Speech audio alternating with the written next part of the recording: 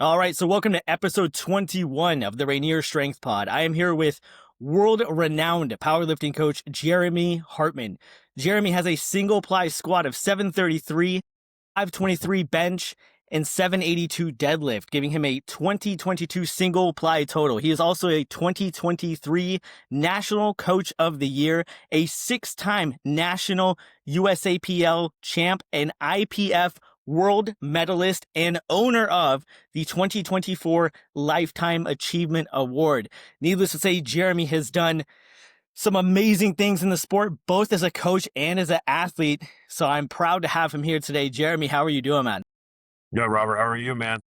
Good, dude. So one of the first questions I wanted to ask you was, let's get right to it. How was it going from being an athlete to a coach? Because some people really have an issue going from being, like, for lack of a better term, like guy in the spotlight to maybe the guy behind the scenes. So was that a hard transition from you to go from a competitive athlete to a coach? No, it was kind of an easy transition because I was already doing some coaching, but I was just putting myself still first during that time. And to be really, truly a great coach, you gotta put others ahead of you. So I was doing some coaching, mostly with the people that were around me that were training. But then I was a high school strength coach at the time, working with all the different sports and athletics where I was at. And, it was just like, hey, I was starting to accomplish everything I wanted to do, made a world games team, which was, huge. That's the highest you can get in any sport, in our sport, in powerlifting. And it was just like, hey, I started checking off a lot of stuff that I wanted to do. I was still pushing it. And I was getting to that point where I accomplished the stuff I wanted to do. The coaching started to take over that bug of helping others and starting to put them a little bit in front of you. And as a high level athlete, you have to be very selfish. You have to put yourself in front of others, put yourself in front of family situations sometimes, or, not going on this vacation, not going on this holiday break, or, hey, I've got training this coming up, or, hey, this is interfering with this. But I think that bug started to take over and those boxes were getting all checked off. And I was like, okay. And it was like, kind of open up a path, and I was already doing it, slowly. Then I was like, okay, now we're going to open this up and really start training some people where I said, hey, I don't have time for this, or, hey, I'd love to help you out, but not right now. And so I think it was a kind of an easy transition for me personally. Do you get the bug to compete? Every now and then it still creeps up. You'll hit a good training cycle, or, hey, my athletes are getting ready for a meet, so I'll start hitting some reps near theirs. And hey, this wasn't too far off on this, or, hey, this actually felt pretty good now, or, hey, we're starting to hit singles, and, hey, I'm actually feeling pretty good with them. So every now and then it pops up, but then I start seeing their success and everything, and I get pulled away from that. But it still creeps up in my mind, and especially when they're going heavy and I want to go a little bit heavier, or, hey, this felt, 500 on my back. Hey, actually didn't feel too bad for some sets and reps here. So it pops up, yeah. You see it all the time. I mean, just like in football recently, right? Like Phillip Rivers came out of retirement for the Colts, and, like, you see it all the time when athletes come out of retirement. It's like, I still got it, dude. I still got a cannon. I can still do this, man. And speaking of, like, longevity in the sport, someone that's known for having an immense amount of duration, both with his athletes and himself, is Louis Simmons. And on Dave Tate's Table Talk, you talked about some of the interactions that you had with Louis Simmons. So kind of elaborate how he influenced your career, both as a coach and as an athlete.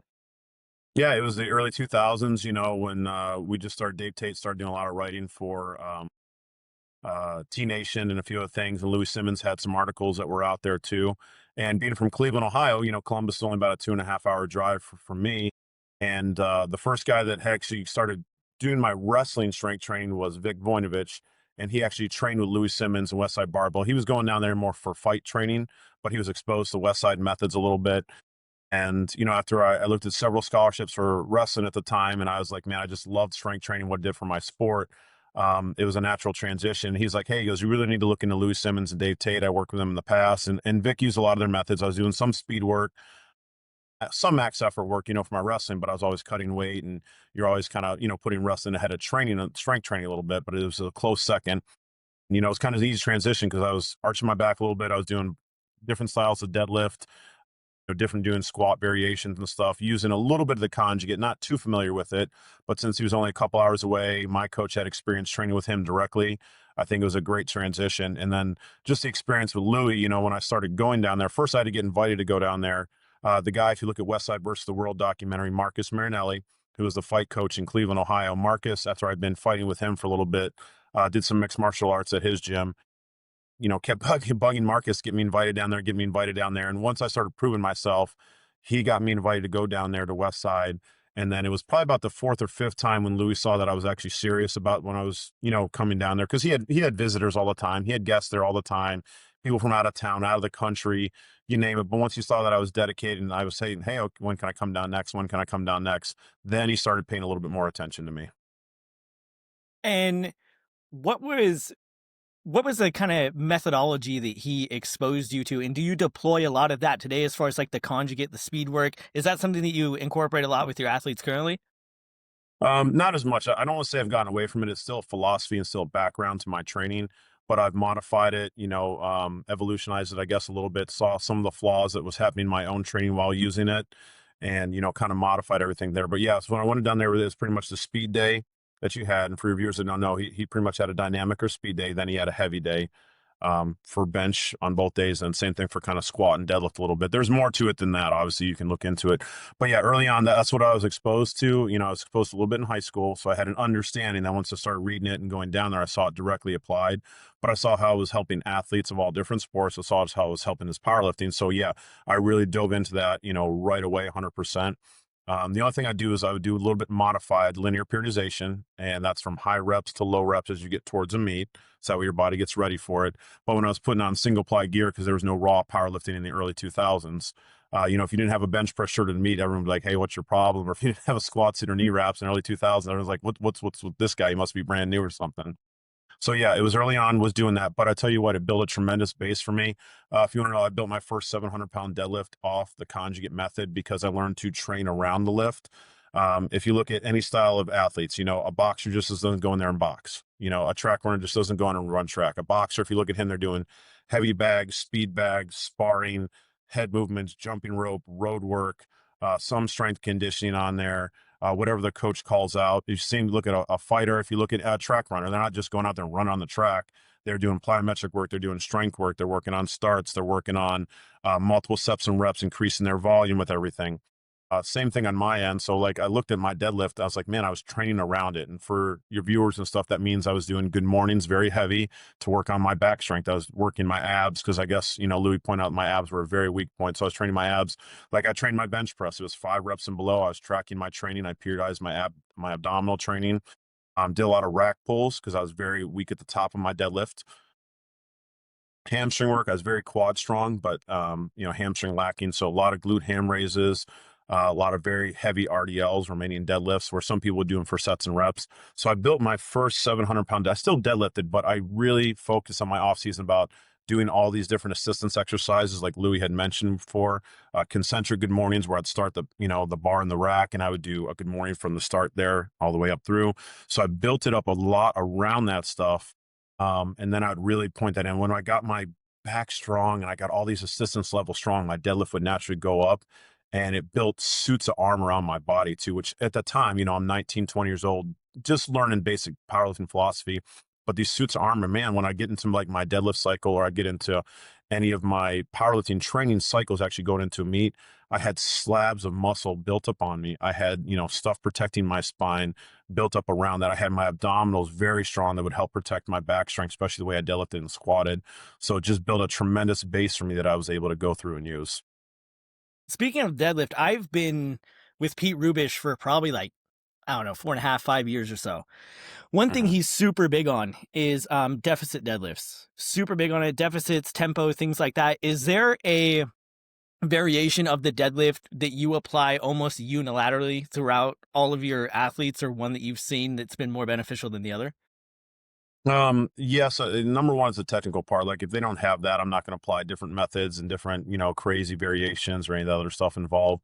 What you mentioned about deficit, that is a stickler. I got that from Ed Cohen too. Ed was big about that in the off season. I mean, if you really want to work your grip, too many people do all this fun grip training, which is great. Strongman training, which does help a lot. But pulling from a deficit, and that's where you're staying on like a rubber 45 or however you set up boxes or anything like that, it's going to tax your grip. It's going to tax your back strength. It's going to make you pull into a bottom position where you actually have to pull your hips down and get in a start position. It just taxes everything more than you can imagine. So yeah, that's a big part of our off-season training, especially after a meet. Training in the opposite stance. If you look at all my lifters, they're all can deadlift pretty good in both styles, sumo and conventional or modified on that part. So I think those are very important in the offseason as well. But I don't get too crazy and too much away from the competition lifts. One thing I will say is a staple is a reverse band deadlift. I've had a lot of people who, if they struggle at the lockout, we do reverse bands after a normal. So we'll do a normal deadlift training. Let's just say you're doing a normal 5 sets, 5 reps on here. Then we'll do 4 or 5 sets of maybe triples or doubles on heavy reverse bands, because again, it is going to help you off the floor.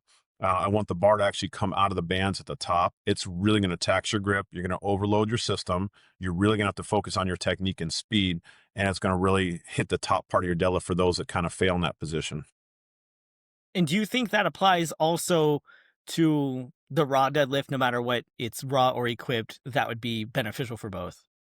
But yeah, majority of my people are raw lifters here. I have a few people that go back and forth and a couple that are single ply only, but absolutely. I mean, I built my, my lifting coaching career off my raw lifters, because that was going in. That was a lot easier to coach than trying to get people in suits and wraps and all this other crazy stuff on there. So I really liked the raw stuff when it came out. It was pure, it was kind of back to what powerlifting used to be with everything. It just wasn't during my time, but I did a ton of raw training in my off season because we didn't have very good single ply equipment. So everything was based off that. So ton of raw lifting. I was always increasing my raw maxes because my equipment maxes would go up too with that.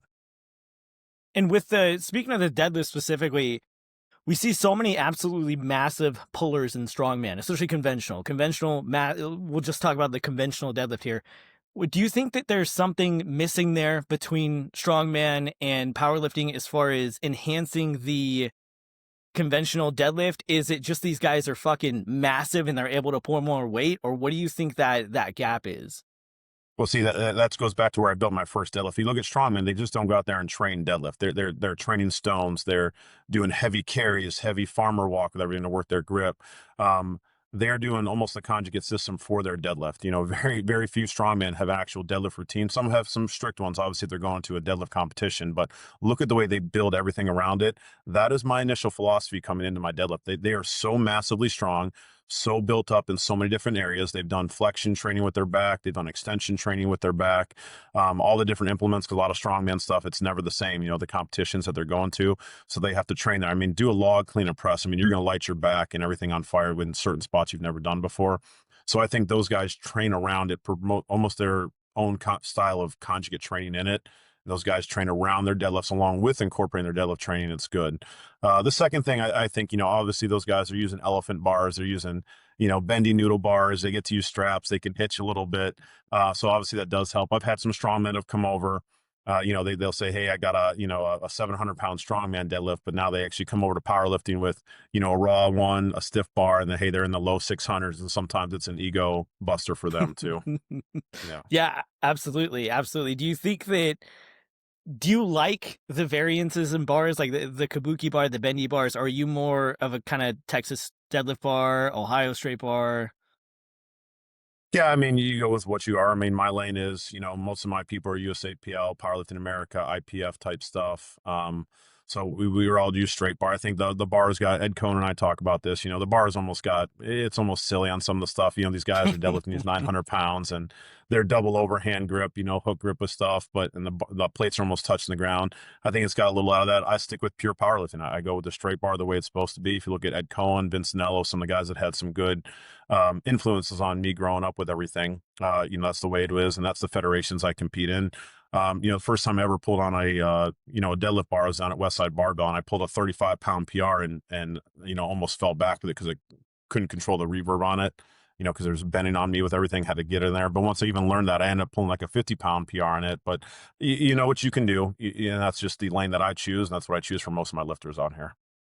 And you spoke a lot about variations being crucial for the deadlift. Do you think that variations is something that is missing today in powerlifting? I see a lot of like SPD programming, like specifically SPD, and a little bit of a lack of accessory work or variation. Do you think that's something that's lacking in powerlifting?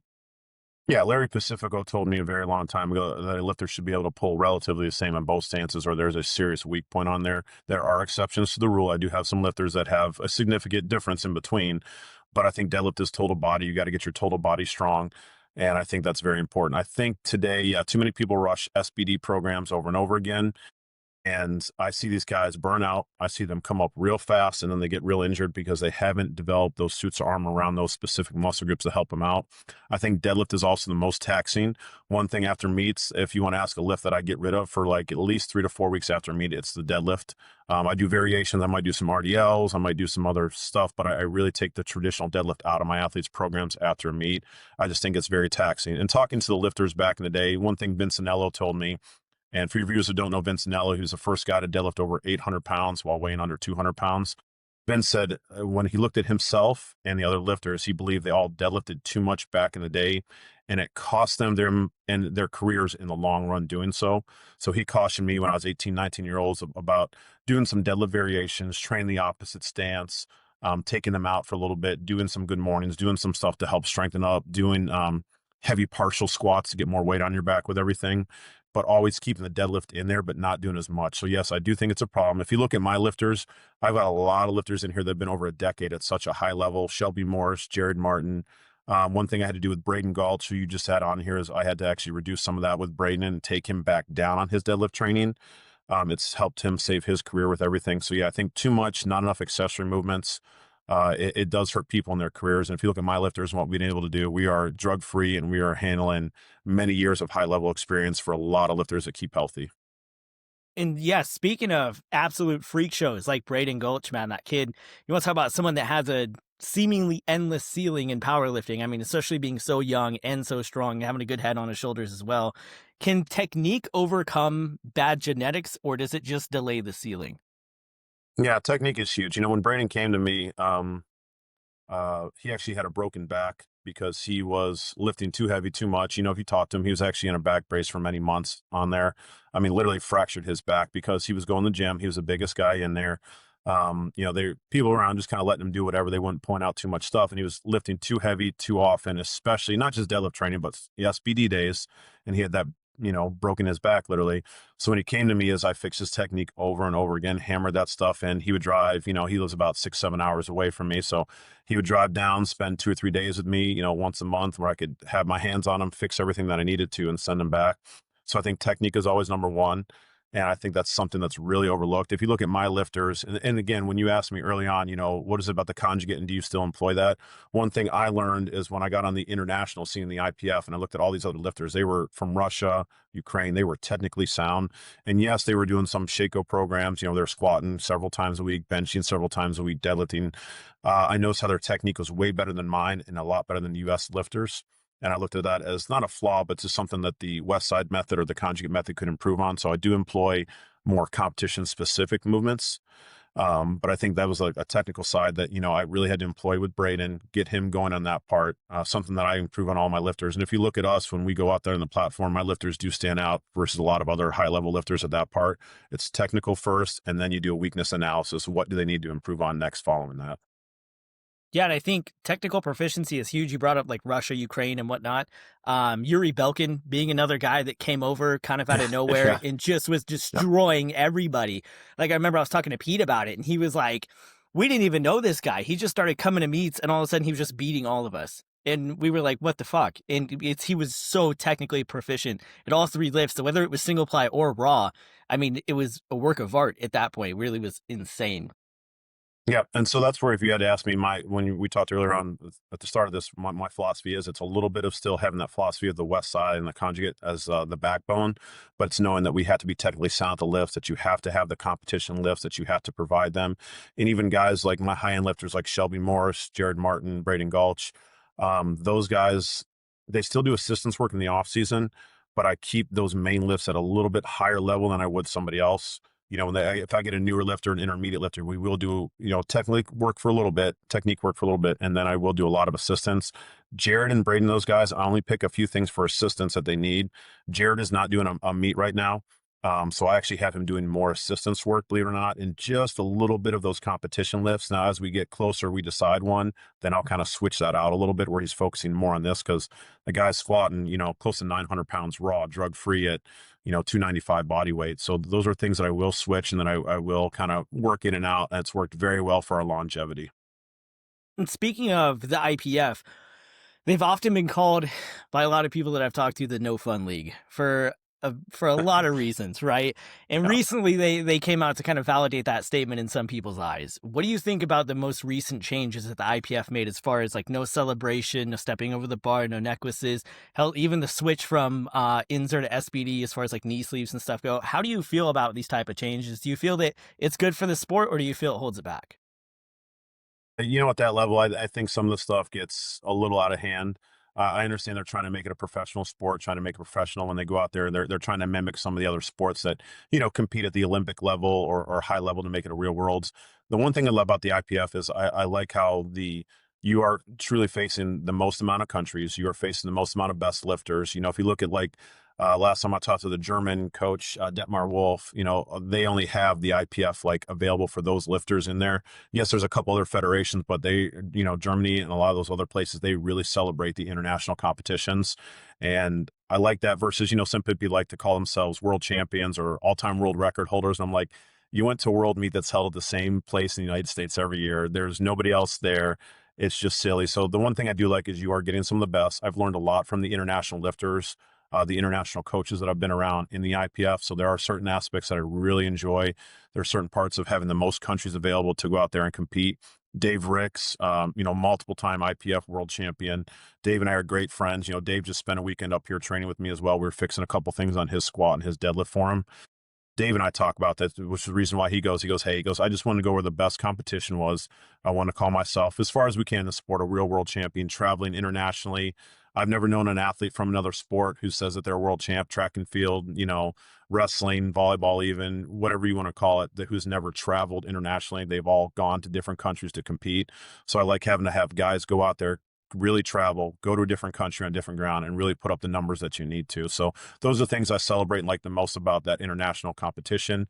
Obviously, there's other stuff I don't agree with on there. I think boils down to politics and some money, exchanges behind the scenes. That's where business is done behind closed doors. But I want my lifters against the best lifters. So, I'm partial to USAPL, Powerlifting America, IPF a little bit just because of those factors. But I have other people that compete in other federations. And as long as it's a good one that's strict judging and it's fair across the board, then hey, let's go support it. Let's go out there and let's lift the biggest weights.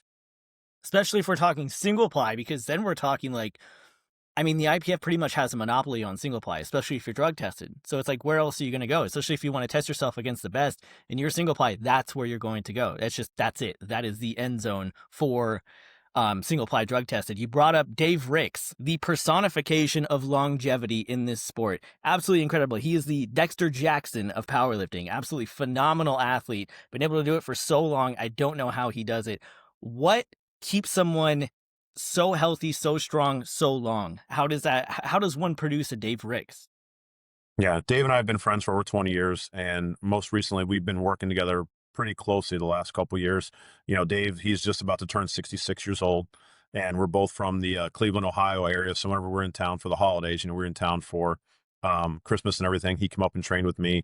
I held a seminar actually out here in Indianapolis, Indiana, and Dave, I wanted him to come out just to work with him as well because he had some stuff he wanted to work on me with, and I also wanted him to be part of that. I think getting to know Dave, like I said, for almost 20 years now, and being on world teams with him directly. Him and I have roomed together before, now it's in the part where, I get to work with him on the coaching side and on the athlete side a little bit. Dave's big thing is his routine is so simple. I've got it. It's on Microsoft Excel still. I can email it to you. There's no secret. Dave is still on the, version of powerlifting where it's simple linear periodization. And we talked about this. Like one thing I wanted him to share with the public is when he was younger, if that 500 pounds on his back was feeling heavy that day, Dave would still push it. One thing we talked about is one week, a 550 squat was feeling real heavy on him. This is 65 years old, raw. Okay. And so this is when we actually said, hey, let's shut it down this week, where the younger Dave Ricks would have pushed through that. And this is what I want people and your listeners and everybody else out there to understand. Now that he's gotten older, he goes, hey, younger, he goes, I could have pushed that and tightened up a little bit and found a better way. He goes, that's right. Let's shut it down this week. He came back next week and hit it like it was, 30, 40 pounds lighter. And he goes, because we had shut that down. One thing we're doing with Dave's program now is we're giving him a little more assistance work. Dave practices the lifts a lot, and he likes reps for training. I don't like a lot of reps. My deadlifts, if you were to come to me or any other person, it's usually 5 reps or less. Dave actually likes to build his deadlift, believe it or not, with sets and reps. He'll do up to 6 to 8 reps on certain things. And we'll pick 1 or 2 assistance exercises, and then we're done. That's it for the day of him. I don't push his assistance exercise as hard as I would some of my other lifters. That's just because Dave knows that, and we work together. Here's where Dave is. Here's where I think, stuff he should be doing. We meet in the middle on a few different things. But I still let him, kind of do his thing because he's still, a lot of it is self-coach with everything. He just leans on me when he needs some stuff. But I think Dave's thing is number one is the technique. And we're still working on that with him a little bit on a few things. His assistance work, he's always kept assistance exercise in there. Lunges we've done, single leg work to keep him balanced, heavy abdominal training. If you look at Dave's structure, I mean, he is phenomenally, he's built from his joints around his elbows, his knees, his hips and everything. Dave can do a lot of weighted pull-ups on there, at 65, 66 years of age. The weighted abdominal work, hamstring work, he's very good at. We've had a couple times in the past where we've worked together when he had some hamstring injuries going on. So again, I'm like, Dave, you have a weak point. This goes back to a philosophy we see on Westside Barbell shirts everywhere. Weak things break. So I gave him some specific stuff to help strengthen his hamstrings, but it didn't take away from his squat or his deadlift training. And he goes, hey, this is starting to catch up. These are feeling better. All that extra work is helping me on that part. But he's got a longer story, but I think it's smart decisions for him now. I think it's the technique is still something that we are still working on with him on everything. I think it's putting some assistance work in when he needs it. And I think it's shutting down like, hey, if it's not feeling good that day at his age, we are shutting it down this week. We'll come back to it next week. Hey, well, we're shutting it down early, Dave. Let's go do the assistance work harder now to make up for it on this day, but we're going to come back next week on that part. Interesting. What about warming up? How are your athletes warming up? Because I see some variances. Some people do a lot of they'll foam roll, they'll stretch with the bands, but also you have like Matt Wenning will deploy like the Wenning warm-ups where it's like sets of 50, get everything very lubricated, get the blood flow in there. How are your athletes warming up to prepare for these sessions? Yep, they all warm up differently. One thing I've done with Dave Ricks, again, this is just us working together. I actually increased his warm-ups. I have Dave doing more rolling and more stretching than I have more of my traditional athletes. If you look at studies and stuff, too much flexibility training, too much stretching will actually take away from your actual force production that you can do. And that's across all athletics. But for Dave, I need to see like he might have some tight points in there. I'm like, okay, let's spend a little bit extra time doing this stuff.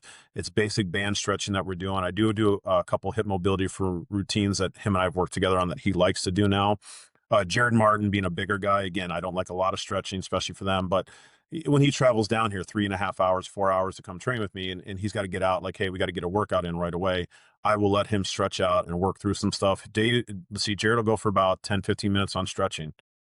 Whether it's a bench day, squat day, deadlift day, just because he's been in a car, he's a bigger guy, he works at home. I think those are huge. So my athletes actually go through more warm-ups than normal. If they're a younger athlete, I just do enough warm-up to kind of get them going. They could be warmed up in 4 or 5 minutes. They're a young athlete. They're indestructible. My older athletes, my ones that have been around more, I will stretch them out. I will do more mobility routines for them because we have to squat below parallel here. We have to lock our deadlifts out with everything. Bench full range of motion on stuff too. So I think it's important. I think it's something that's overlooked. I don't go quite as far as what Matt Wenning preaches that he does, but we will do some stuff. One thing Ed Cohen told me, we were at a seminar and Ed and I were holding it at Crown Point, Indiana together. And somebody asked him, hey, looking back on your career, what would you have done more? And Ed even said, he goes, I would have warmed up and stretched more. He goes, back then, he goes, you really didn't do anything. You warmed up with the squat bar. You warmed up with that, or you might hang upside down a little bit to stretch your back out. But Ed said that. So again, I take a look at that and thinking about, man, somebody asked him, what would you do differently? And that was his first response. So again, that puts me into thinking, hey, maybe I should spend a little bit more time on mine. Mine's more mobility and stretching. And then, working with the bar, working with dumbbells and stuff before we bench press, and we go right into it. And do your jumps from, let's say, the squat, the bench, and deadlift, your jumps look the same as far as like percentages and whatnot among all your athletes, or is it kind of more individualized as far as how much you're increasing the weight to get to the top set? Yeah, that's a good question. Let's talk about the beginner athlete or maybe intermediate athlete. They will do a lot of sets and reps. Their squat max might be 300. But they're going to do 8 or 9 sets working up to that. I think too many people, they throw a plate on, 2 plates, and then they're at 275, and they're near their max within 3 or 4 sets. You look at a guy like Jared Martin that goes from 135, 225, 315, 405, all the way up to like 1,000 if he's getting ready for a meet, not obviously right now. And I keep telling these younger kids, these are what I need you to do within yours. So even though your max is 300, I need the bar, I need 95, I need 135, I need 185, I need 215, I need, 245. Now we're on our working sets by number 7. So we get a lot of volume training by doing that. Now, if you talk about some of my let's see, more advanced people, we warm up as needed. We warm up quick. We get to the big weights as fast as we can. Sometimes I'll give you an example. I had Shelby Morrison here. Shelby's a current American record holder in the bench press. She benches 292, weighing 210 body weight. Shelby, there's been a couple times we warmed up too much, and 225 just didn't look good. So we might have had to take 225 or go back down and warm back up again. I've done that a few times with her. So it depends on my athletes, but for her, we warm up, get to the big weights quick, and then she's good to go because she knows what she needs. Younger guys, I need more sets, more reps, more volume in there. We might do 5 sets of 5 with the same weight. Shelby responds to a high intensity, so I will get her up to the big weights quick. And then her and I will decide, if we're doing 3 reps that day or triples or whatever we have planned, her and I will decide that as we're kind of warming up and kind of getting to those heavy sets. But she sometimes will pick up momentum. So as we build her up, the other day she worked up to 275 for 4 on her bench press. We hit the bar, we hit 95, we hit 135, 165, 195. I think we hit 215, 245, we hit 260, and then we hit 275 for our set of 4. And that was like the perfect set for the day. We had a couple things to work on. Her shoulders were coming undone. So if we did back work for her right after that, I wanted her to go work on lats with everything. Sometimes if that hasn't going well, we're going to do 265 for like 3 or 4 sets of 4. We're going to get our volume based in there. And speaking of the bench press, is the bench press more technical than people like to admit, or is it just poorly taught? Both. It was way more technical. And I'll give you an example. I have a Division I speed coach who does some of my speed work for some of my athletes in here. And he's been around track and field, strength conditioning for a long time. Mostly a speed guy, but he has been around lifting stuff. And I made him go to a couple of my seminars just to kind of help me out, be my assistant. He goes, I didn't realize how much there was a bench press. He goes, I thought we could just set up and plant your feet good and bend your elbows in. But he goes, the way I've seen you teach it and break it down, he goes, I've been around strength conditioning and track and field and speed development. I've been around the weight room my whole life. He goes, I've never seen it at that point. And I'll give you an example. Like when Shelby was hitting her 275 for 4, her right shoulder was coming up a little bit. She had trouble keeping her lats in, like just keeping we call it a power position all the way through. And so I kept cueing her. We kept working on stuff. It just wasn't there. So I said, hey, from now on, after your bench press, you're actually going to go into your back work first instead of traditionally like your triceps or chest training. I said, we're going to be hitting back harder because I want to get stronger because we tried cueing it and it's still coming undone. So to me, that's a weakness that we need to work on. I was trying with her feet to get a better stable position on there. We tried setting up. It just wasn't there. So I'm like, okay, we did all the technical stuff we could do. Now it's time to attack our weaknesses. So I said, your lats and upper back are going to be your first thing every time you bench press, and then we'll go into the other stuff afterwards. Speaking of technical side too, one thing that Shelby talks about, and she does seminars with me too, is there's been a couple times where we have gotten done at a meet or even in training, and she is like, never torn anything, but she's pulled her quad because she gets so much leg drive while keeping her butt down. And people don't understand what that means. If you look at her and some of my best lifters, their actually shoes are worn out in the front because they are driving their heels and their toes all the way through the lift. And we are pushing so much hard. You'll see like, man, a lot of your lifters, they're benching. You look at all their shoes, they're starting to get worn out in the front because we use so much leg drive, and people sometimes don't understand what that means. Some of my lifters have Jenica Kingsbury, another 250 raw bencher. She actually has a closer stance. Shelby prefers just outside of shoulder width or hers to drive in. I have Claire Manus, who's 15 years old. She's bench pressed the USAPL American record and world record, for the IDFPA. She bench pressed 177 at 15 years old at 135 pound body weight. Claire, if you look at hers, like I actually have her feet out a little bit wider and her toes pointed out more. She gets more leg drive on that part, but we are very critical about our bench technique. We are so, I guess when people come in, I've had people that have come into my gym who are pretty good benchers, pretty good lifters. After I take them through a bench press session, they'll call me the next day. They're like, hey, my back is stiff and sore from top to bottom. My legs are sore. My hips are sore. Like I was doing a good job, but I said, you weren't doing a great job. And I had to teach you how to use your entire body. Yeah, and I've noticed that too. Like my adductors sometimes will completely lock up on the bench press just from the sheer force I'm trying to produce. And I've seen that with like the first guy I really saw that just was like a master on the bench press. The form, it looked like a piston, was Ryan Kennelly. I mean, every rep, every set looked exactly the same. It was just insane. And then that transferred over to someone like Jimmy Kolb.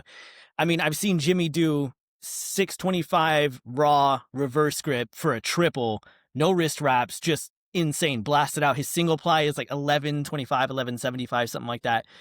Do you think that the equipped guys tend to focus a little bit more on form than some of the raw guys? Because if I compare the two, if I compare two of the best at what they do, which would be Julius Maddox and Jimmy Kolb, it does seem like on the side of Jimmy Kolb, he seems to obsess over the intricacies and the minute fascia details of the bench press rather than someone that is maybe competing raw with elite genetics that can kind of muscle up the weight.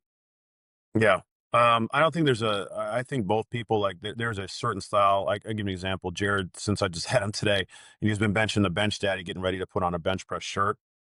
It didn't matter. Like, we had 3 weeks of leading up to this because I wanted some heavier weight, not just throwing a shirt on and seeing what you can do. Like, we had 3 weeks leading up to it. And he goes, even after today, like, I only had him doing board presses, 3 boards, 2 boards, and 1 boards. I didn't even let him touch with the shirt on today. Like, there's a significant difference. And even he knows that. He goes, wow. He goes, we did more, prep time for this. You had me doing some overloads, and we did 3 weeks of work with the bench daddy, handling over 600 pounds. And he goes, now we got a shirt on. He goes, man, there's a significant difference. So I think in your setup, it's very hard to get completely set up in a bench press shirt. For your raw lifters, my lifters, I'm more technically raw because you can get in a better setup and better position there. For the bench shirt, as long as you're able to get set up in a good position, touch correctly, have the shirt pulled down at certain angles, whether you're pulling it through the shoulders, you have to watch how low you can pull it because there are rules about that part as far as pulling it down up here, or if you're trying to touch on an opener and you're pulling the shirt up this way. There's different technical sides. I still think the raw, as far as in my stuff, it's very more technical. Like I said, we don't get very good, genetically based lifters. A lot of my lifters, if you look at them, they're built from the ground up. I've never gotten, Braden Gulch was a freak coming in a little bit, but I still had to fix him for many months. And if you ask him, he goes, man, he goes, how long is this going to take? I said, you're going to at least spend a year.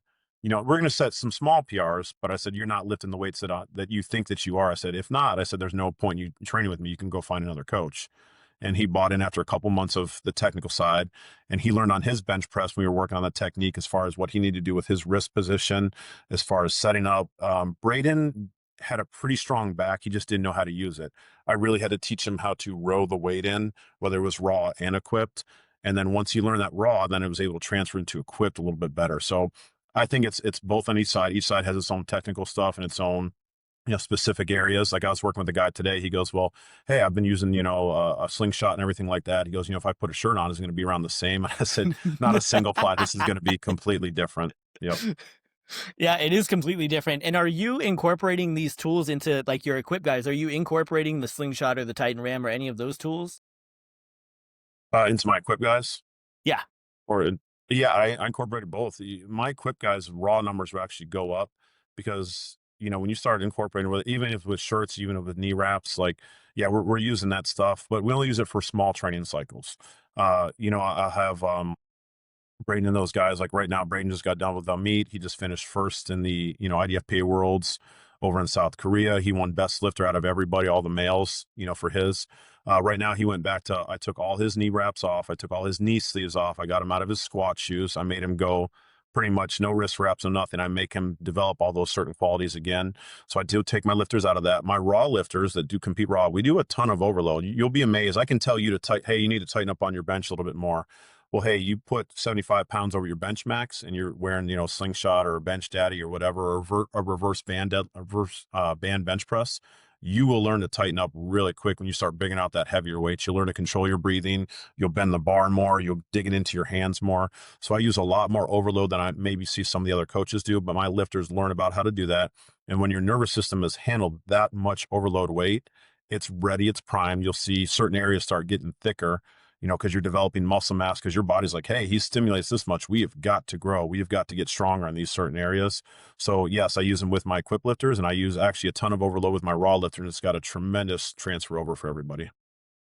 And with your equipped guys, do you have raw blocks or waves? Like you have 4-week wave that's raw, you slowly incorporate maybe briefs and then things like that? Or are you doing, like with my programming right now, Friday when I bench, I hit my top set was in a shirt, and then the set after that was a 5x5 raw.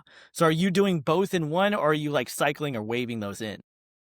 That's the best term. We were cycling those in. You're like, after meets and everything, I want all that equipment junk off. I want the shoes taken off. either barefoot or some type of flat sole, like a wrestling shoe or a boxing shoe for my lifters. But we take all that stuff off. We go into that.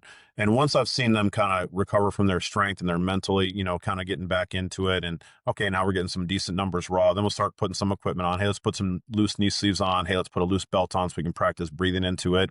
Okay, once I see a strength thing, like, hey, Braden, we're just going to go through suit bottoms and knee wraps. We're going to go through like a 4 or 5 week cycle so we can get you in some equipment, getting, sitting back into it, using that stuff. Jared, he goes, I want to kind of work with the shirt because we're not near getting as much of the shirt as we should. So with Jared, I am putting him in the bench shirt early on. Normally I wouldn't do this. He just competed, in China not too long ago for the World Games. But I had him going raw, and like I had him working with some reverse band stuff and some slingshot work. And then now it was the first day with the bench press shirt. But again, we didn't go all out like that. One thing that Jared and I worked with was Blaine Sumner. If you know Blaine Sumner, first got a bench over 1,000 pounds, in equipment. Blaine is the king of that. We actually worked with Blaine this last year because, again, as a coach, we all have an ego, including myself. But I said, Jared, you're getting 5 and 10 kilos PRs with me. I said, we need to reach out to somebody who's really good with this stuff. And we reached out to Blaine. We actually worked with Blaine all the way through. And it took Jared about 4 to 5 weeks to really adapt to Blaine's program. Blaine was doing a lot of touches early on. Jared was doing, which I didn't do a lot of touches till the last couple weeks before meets. We did a lot of board work. Blaine was having him touch with 90% of his max for 2 to 3 sets. And then it turned into 4 or 5 sets. Then it turned into 5 or 6 sets where we're getting that many touches. And Jared's body adapted to it. And you could see the thickness actually growing from what Blaine had him doing. And he had him doing more bench accessory, like you just said about yours, where, you did your shirt work and then you had raw work. I traditionally didn't do that. After a shirt, we would traditionally go into like some heavy tricep work, some heavy upper back work, maybe some heavy dumbbell work because it's all been done.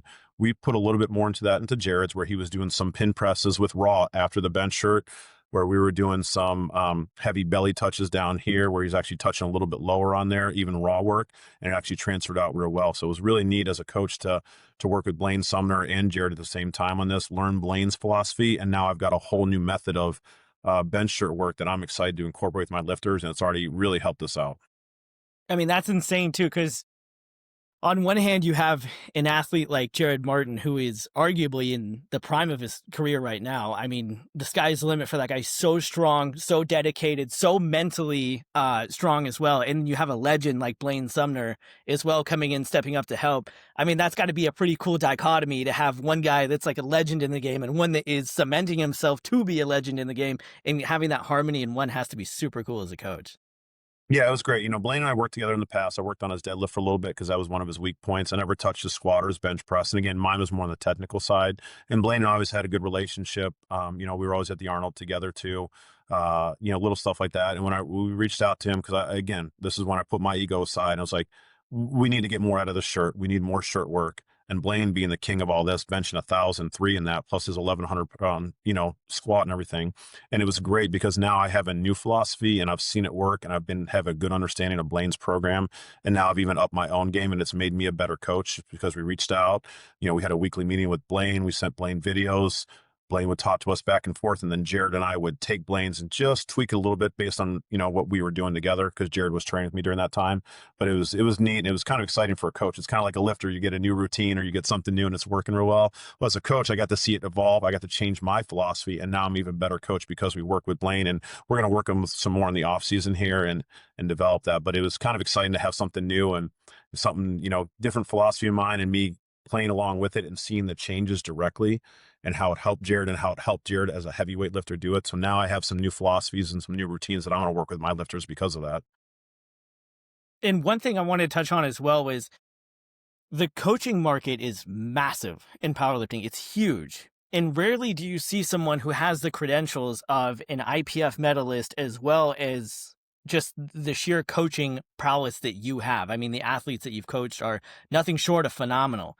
So do you personally think that the coaching market in powerlifting is oversaturated, and what has made you such a phenomenal coach? Yeah, I think it's a weird saturation where you have a lot of these younger lifters who haven't had an experience, or they, got real strong real fast, and then all of a sudden they're out. I've seen a lot of coaches like, hey, I'm a junior coach, and hey, come with me. And they've got 50,000 followers because they put out really good content compared to some of us with everything. But then all of a sudden they're lifters. You don't see that. And one thing I've taken on mine is, like, if you look at majority, not all, majority Jared being with me for over 10 years, but Jared came in strong. Braden Gulch, I had to work with him for a while to get on there. My lifters were all developed from the ground up. We had a lot of IPF people who were made, literally from my high school weight room when I was a strength coach, who I just found some dedicated kids who showed some, good potential. They didn't have like these crazy genetics. They weren't this Division I athlete that I could work with.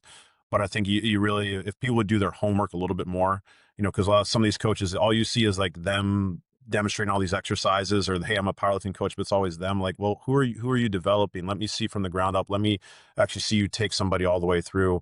Like Claire Manus, I've had her since she was 10 years old. She's ranked, I believe she's top 5 in the world right now. Oh my God, she's got over 40 American records in USA powerlifting. She's a teenager, but I brought her along slowly.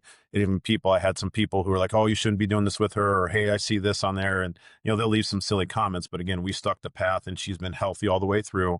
If you look, she's never missed a lift in a meet, including American records and world records. She's never missed it on strength. It's always been a minor technicality that she's done on there. And I brought her along all the way through, just like I brought along everybody else on that part. But I think there's a significance. I wish people would just do their homework a little bit more and actually look at who are they working with, who are they developing, who has stayed with them for the longest, who are they keeping injury free. I think it would help people a lot more. I agree 100%. And speaking of the aspect of coaching, one of the biggest variables in the sport as far as longevity goes as well would be diet and nutrition, right? Are you programming any diet and nutrition into that, or are you kind of just giving them pointers here and there? How does that look for you? Yeah, it depends lifter to lifter. It's one of those things we talk about, because I'll give you an example.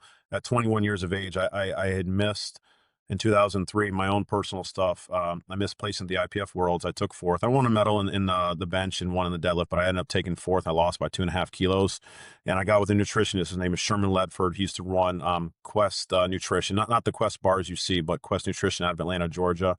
Sherman was my coach, and what I didn't know at the time was I was doing a good job with my nutrition. Hey, I've seen you work. I used to spend time in his gym in Atlanta, Georgia. And Sherman's like, you're doing a phenomenal job with your training. He goes, you're one of the hardest workers in here. But he goes, when he looked at my nutrition, he goes, you're only doing a good job. And I was the guy that, hey, I have trouble gaining weight. I have this. And I had excuses. He really changed my philosophy on that. And it was the first time when I was working with him that I actually gained weight. I was actually above my weight class and actually had to cut 3 or 4 pounds down.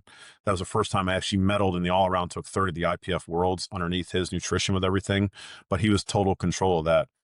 Jared Martin, when Jared came down, we were training for China for the World Games. I was in 100% control of everything. Like, he came down and lived with me for 4 weeks, worked from home from my, my kitchen table with everything during the day, but I ran all his nutrition with everything like that.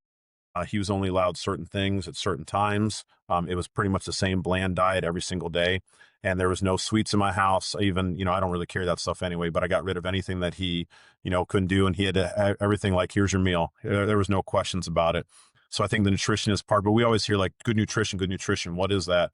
You really have to track your protein. You really have to track your carbohydrates. I have my lifters keep 2 books. One is nutrition, one is training. If you had a good training week, look back in that and see what you did and try to mimic that. If you had a bad training week, look back, oh, I didn't get enough on this day, man. I didn't, get enough protein on this day. Hey, you know what? I've been upping my fats lately and it's actually helped my recovery. Or, hey, you know what? I didn't get enough fats. I need to put more fats in. What else can I do? So you need to keep 2 logs. You keep a nutrition log over here and you keep your training log over here. And you look back and see, especially being a drug-free lifter, look back, why was this week good? Or why wasn't this week good? What can I need to do differently as we go on here? I can also look at it and be like, okay, you know what? I actually want to up your fats over here. Hey, I actually want to up your protein. Hey, I want to get some more carbohydrates from some fruits and some stuff that I want you to incorporate over here. And then we can actually look and see how their training is going. Yeah, you really do have to be tedious and almost obsessive over the variables, especially if you are a drug-free athlete, because, if you incorporate androgens, you can get away with a little bit more, for lack of a better term, as far as like just maybe missing a meal here, maybe missing some sleep here. But as far as being a drug-free athlete, you really have to make sure that all the T's are crossed and all the I's are dotted. For you and your athletes, kind of being of that drug-free sphere in powerlifting, was that a conscious decision that you made, or was it just something that kind of followed through, like you were just like, I never needed them? Or was it something that you had contemplated and consciously decided, no, I'm not going to do this? Just my sport coaches early on. I lucky to have a guy that started me in strength training when I was in 6th grade. He really showed me and built up a tremendous base for the wrestling work that I was doing, but we incorporated more strength training than everybody else. So I just think it was just built into my head back then about, doing the right thing, never taking the sharp corners. I'll give you an example. I had, ADHD and ADD stuff that was going on with schooling. And he goes, you can take this stuff over here for this. And he goes, what do you have to do? I said, well, sometimes I have to reread chapters. Sometimes I have to study longer. He goes, that's the hand you've been dealt with. He goes, do that. He goes, have you seen the side effects of these medications that you might have to take for all this stuff? So I think it was just having a coach little of that, always telling me never take the, short way around, or, hey, you could take the stuff, but look at all the side effects later on. He goes, so what? You just have to study an hour longer. You have to reread a chapter. He goes, is that it? He goes, then it's not that bad. He goes, people are dealt with a lot worse than that. He goes, don't take the easy way out. So I think having coaches like that early on with everything, I think, even, the people that I was around, the wrestling and the sports and everything like that, I think it was just something, hey, it's all about hard work with all that stuff. And I think that I made it, all the way through. Even when I was going down with Louis Simmons, I still kept my distance away from certain aspects of that style of training. But it was just I think the coaches early on that influenced me, never taking the shortcuts, if you want to call it that. And then just, I was still making gains. I just had to work harder. When I hit a plateau, this is what makes me a better coach today is, I look for, who do I need to contact? Who do I maybe need to go see on this part? Who do I need to send my videos to? Hey, Ed Cohen, would you please look at this? Hey, Ed, what do you think on this part? Hey, Louie, I got a question about this. What do I need to do on this part? I had a back injury for a while, early on in my career, and Louie told me to go see Dick Hartzell, and I learned about jump stretch bands from the guy who actually invented the bands, from all the way through from his actual gym. So I learned about rehab. I learned about actually athletic stretching all the way through, which again, like my diet, I thought I was doing a good job. I wasn't doing a great job with it. So I think all those things made me a better person. So I can relate those to my kids now. Look at what happened with Blaine. I could have been like, hey, Jared, we're going to stay on my routine and I'll stick with the program. It's like, no, you're only getting 5 and 10 off this. I think there's a better way for you personally. I think you need a more bench shirt. So we reached out, and look what we were able to do with Jared. And he went 3 for 3 and hit some solid PRs after squatting. What he squatted 1,003 and 1,025, 9 minutes apart. And we still went out there and went 3 for 3, and he looked so crisp with everything. Again, it was like finding a way, and I kind of take it as a personal challenge, and I love finding different ways to get people stronger. I love, what do I have to do? Who do I have to contact? Who do I need to send my videos for? Hey, Ed Cohen, Ed will take my call all the time. I just talked to him the other day. I had some questions about some of my lifters, and he gave me some points that I didn't think, or some things I knew, but I needed to hear it differently. And I put that in, and now we're getting good success again. And speaking of Louis Simmons, West Side and whatnot, what do you think the role, because you hear it all the time in the West Side tape, speed, and speed work, in the bench press and deadlift squat manuals that I have as well, there's a lot of speed work laid out. What is the role of speed in powerlifting regarding the big three? Yeah. Louis Simmons, with his speed, and for your viewers that don't know, he does dynamic work. We're using anywhere from 60 to 70% of your max. Let's say a bench press for 9 sets, 3 reps. You're working on speed, explosive power. I've gotten away from that. I will put some speed back in my lifters. Like after meets, I'm like, we need some speed work. We need to control your set and rest cycles here. We need to get you almost in shape a little bit.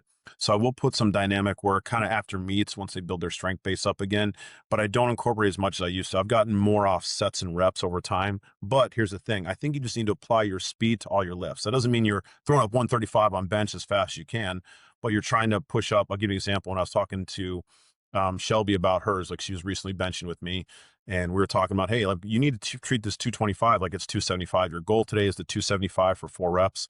I need you to put that force into this now. Now you have that weight. So I think as long as you're pushing those weights up as fast as you can and actually using a mental imagery like, okay, my goal today is to bench 275 for 4. I better put that effort, that technique work on to 225 and the remaining sets up to that. So that way, when I get up to 275, I've already been here for 4 or 5 sets. So I think push your weights up fast, be explosive on everything that you do, on everything under controlled conditions. But I think if you do that, that really takes care of a lot of your speed training. And one of the things I thought was interesting too, among the plethora of things at Westside that are just super sick, is George Halbert, blasting a 625 bench completely raw at like 240 into the stratosphere. And one of the things that he was talking about was they had that, it was like I think it was a 4 board.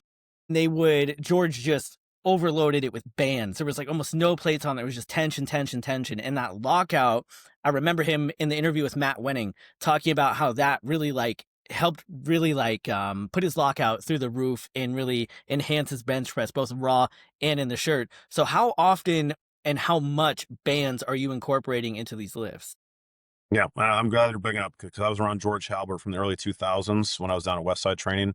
So he was one of the first guys that taught me about warming up because here's what I did. And I want to tell the story. So this is what I use for my warm-ups today. Again, I was a young kid, 19 years old at the time, maybe 20, and I'd throw a plate on the bench press, just kind of do some general warm-ups, some general stretching, throw a plate on, I'd throw another plate on, and now I'm at 275, now I'm at 315. And he goes, he pulled me aside and he goes, hey, he goes, I'm just going to show you this one time. And he taught me about warming up bar 95, 135. He showed me, he goes, look at this injury over here. Look at this injury over here with stuff. He had some shoulder problems and stuff later on. He goes, you need to warm up more effectively than anything else. And he goes, your warm up needs to be more extensive. He goes, I know you're going to get away with it. He goes, what are you, 19, 20 at the time I was. So he showed me more about that.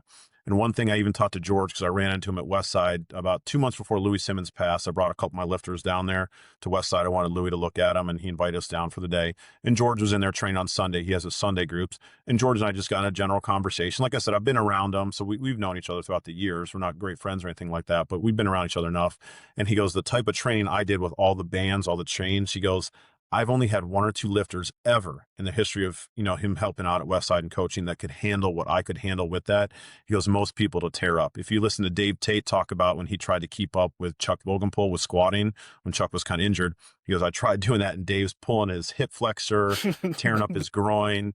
That's with multiply gear on. He goes, I just couldn't do it. And it was the same thing with George. He had a lot of that stuff that he learned that helped him, but he was a majority of people. And he goes, he only told me one or two could handle somewhat of his training.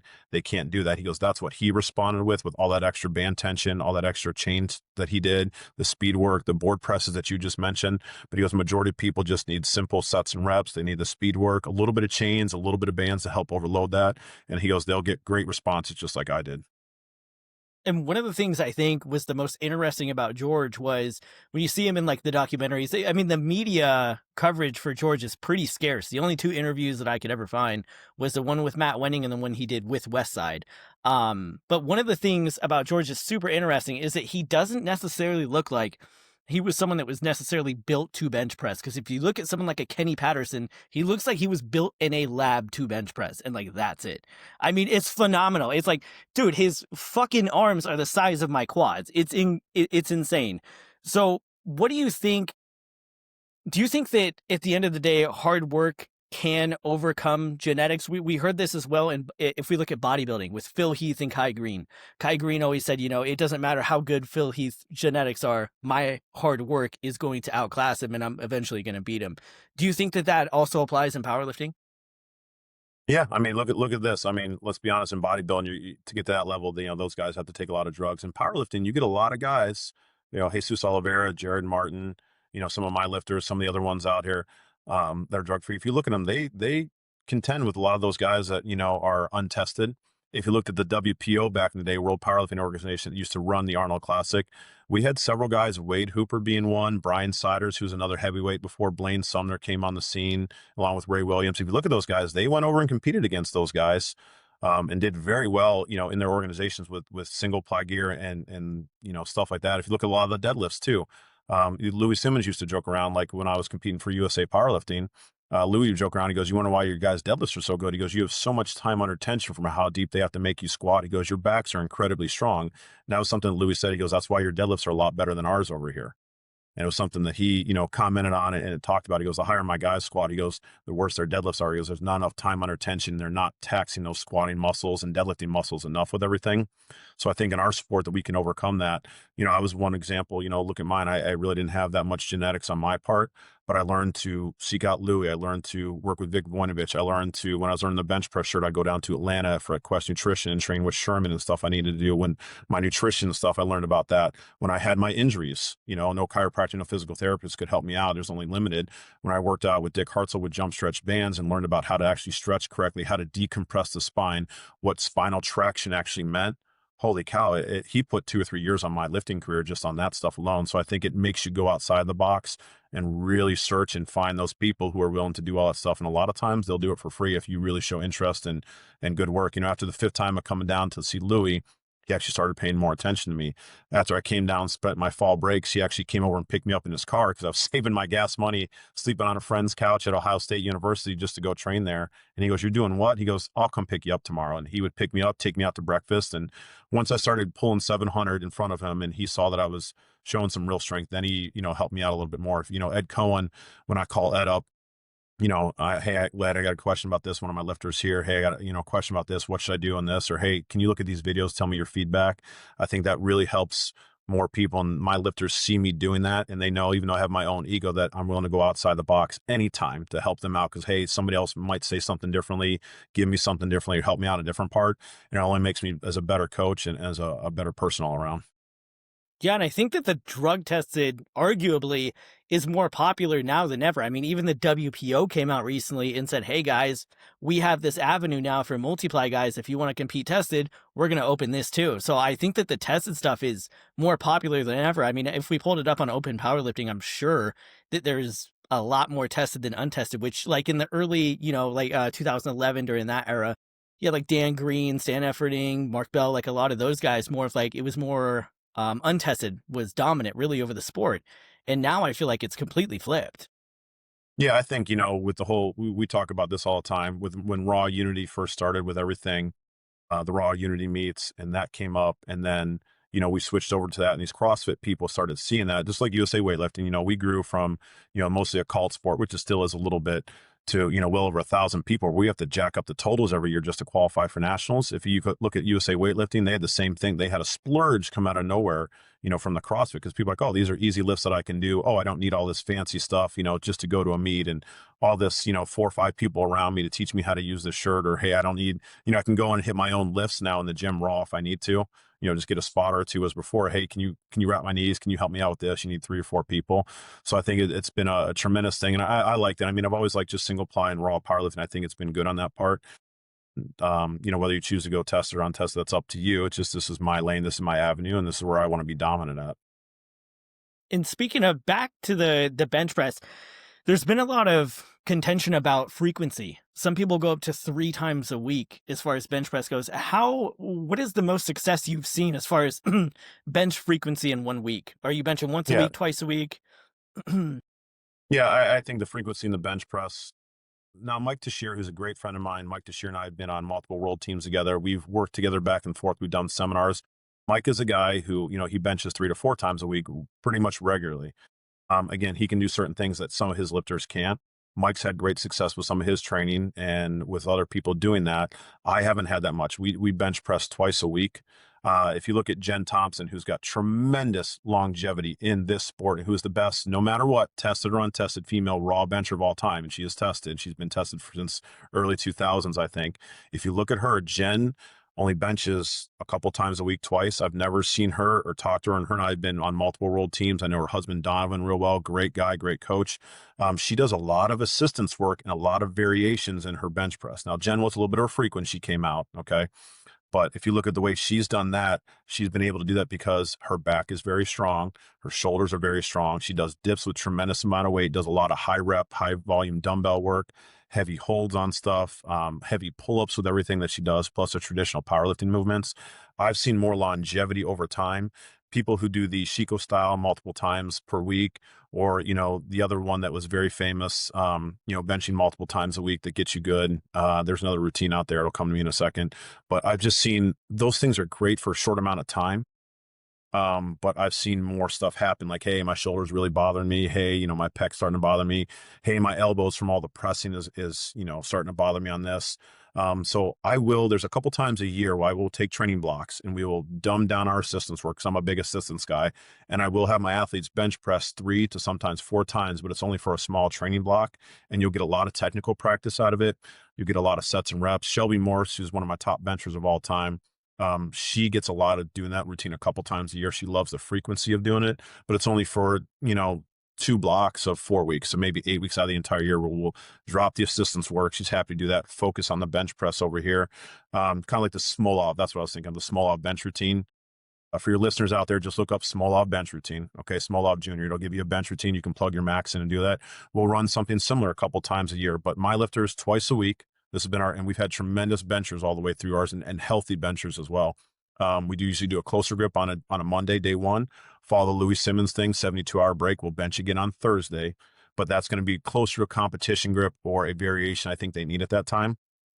And then it depends on what they need. Sometimes, like you mentioned about yours, we will do like, hey, you know what? I need you to work some rack lockouts. So they might do a closely related.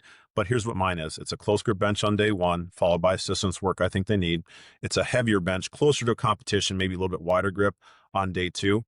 And it depends on where we're at. And then we'll do assistance work. If I think they need more volume, we'll do a couple more sets of volume on benching. If I think they need to work their lockout, maybe we'll put the bench daddy or slingshot on after that. If I think that they hit their top set, like Shelby did at 275 for a set of 4 the other week, then I moved her right on to back work because she already exhausted that. We had enough bench time in. We don't need to put that up. And then she moved into tricep work, and maybe I gave her a little bit more rear delt work that day. And that's been our best successes that we've had. Yeah, and Jen, I mean, you brought up Jen, one of the best benchers of all time. I mean, you would not believe that she could put up over 315. It's phenomenal what she does, and she really is a master of her craft. And speaking of which, what does a successful peak look like before the day of the meet? Um, how far do you want to back up on there? Like what type of Let's training cycle go. are you talking? Let's go 12 weeks. 12 weeks. Okay. If we're 12 weeks out from a meet, my lifters are starting to kind of more or less go into their competition mode a little bit. As far as if we've been doing high bar close stand squats, now we'll start getting kind of in our low bar. If we've been doing feet up bench press, or I'll give you an example. I had a lifter who's like me. We're very weak on our chest. You mentioned about George Halbert earlier. George Halbert was a very strong chest bencher, which cost him later on. If you listen to that, he goes, what Louis tried to do with him was make him more of a tricep bencher for longevity. A lot of the guys that are too big up here, too bulky, Bill Kazmaier's another one. Bill had tremendous shoulder and pec problems because he was so front loaded. That might have been his genetics and the way he bench pressed too, because he always bench pressed at a slight angle. But my lifters on that 12 weeks out, I'm starting to kind of switch off their variation. So if they've been doing an ultra wide bench, which means our hands are outside of the rings to really develop the pec muscles. If they've been doing pauses, long position, Mike Teixeira and I love 3-second long pauses, long holds on there. I will start at 12 weeks, start getting more into like, okay, let's start getting our bars a little bit lower. Let's start getting to our competition mode. If I have sumo deadlifters, we're doing a lot of conventional to strengthen up your back, because a lot of sumo, you're not going to strengthen up your back as much because it does more hips and hamstrings. So they'll be doing a lot of conventional. I'll start modifying them. Like, hey, let's do some close stance sumo 12 weeks out. Hey, now we're 10 weeks out. Let's start getting into more competition mode.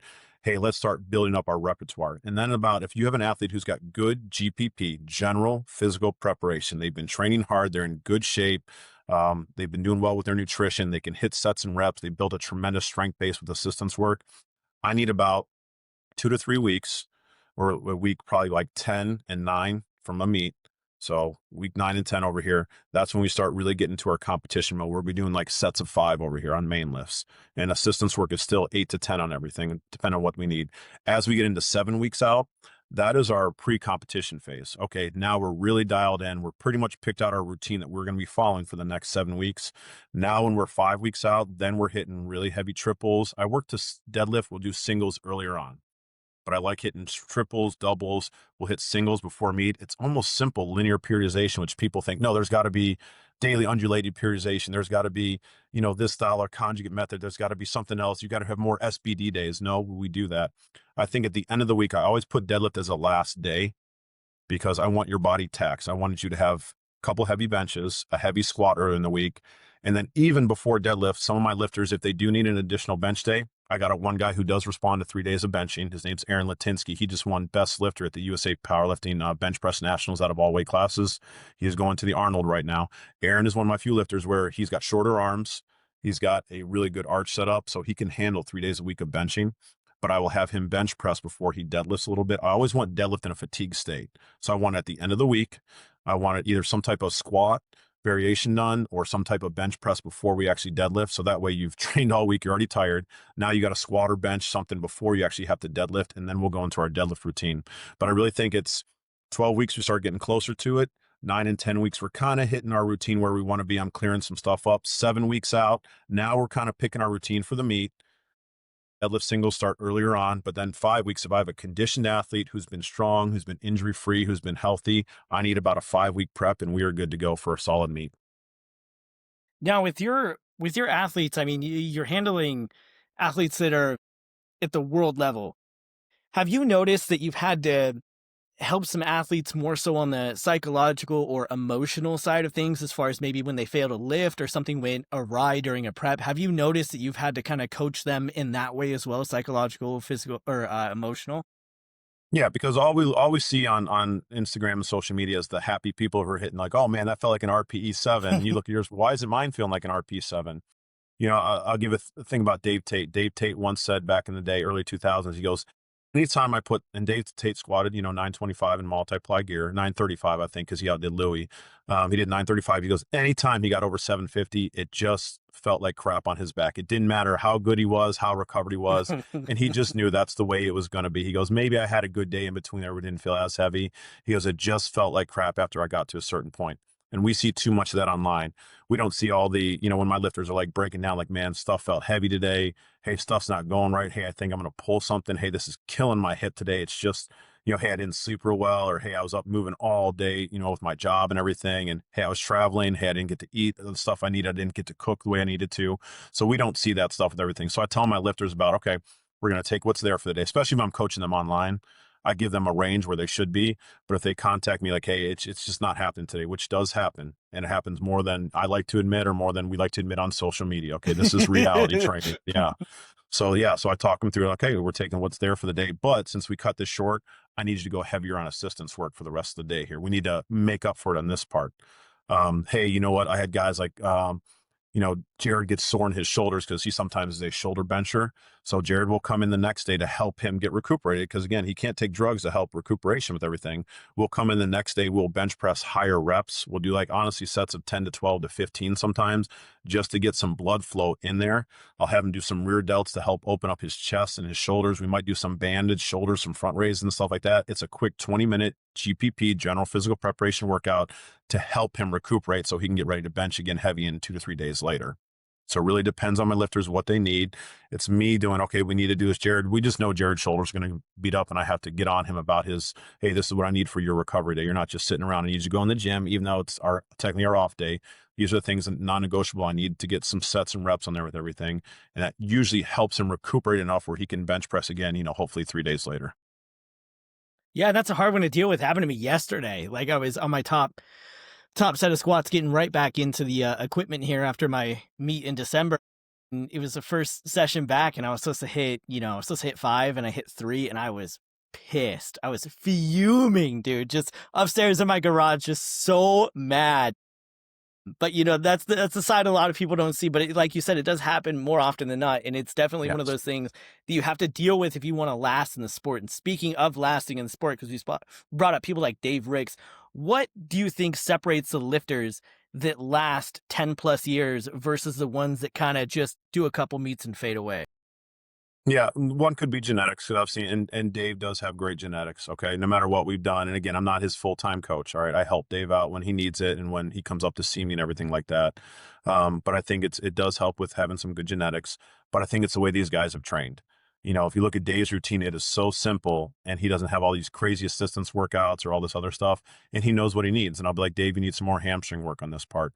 Dave, we need to finish your deadlifts a little bit better on this. I need you to hold your lockouts a little bit better. I need you to keep it a little bit closer. Hey, your shoulders are getting over the bar. You're taxing your lower back too much on this part.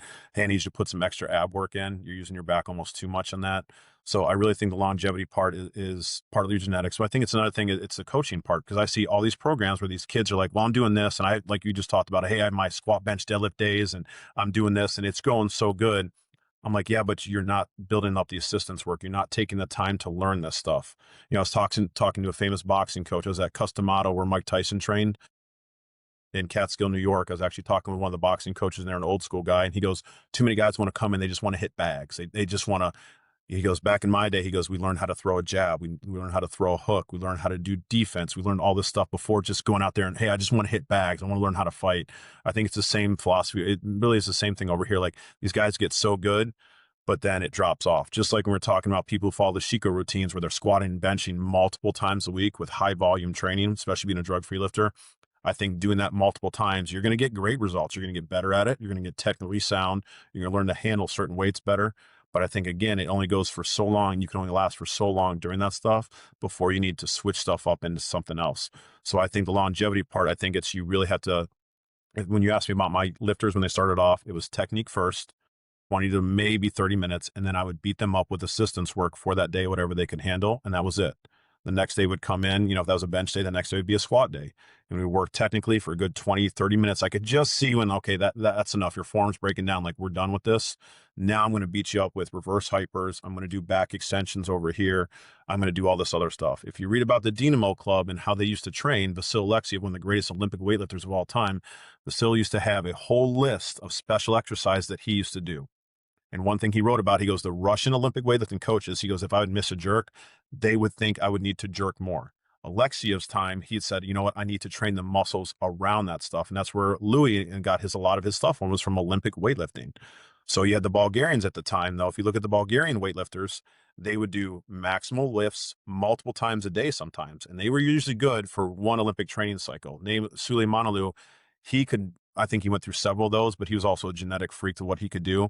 If you look at the Russian guys who had and it's a bigger country too, I understand they had more population to choose from, the Dynamo Club, where they had all these sets and reps, all these special exercises that all these lifters were targeted towards them, they lasted through more than one Olympic training cycle and had more world championships, more Olympic training cycles all the way through. So again, look at the past, even in Olympic weightlifting, where it's a predominantly do your squats, do your back squats, front squats, clean and jerk snatches.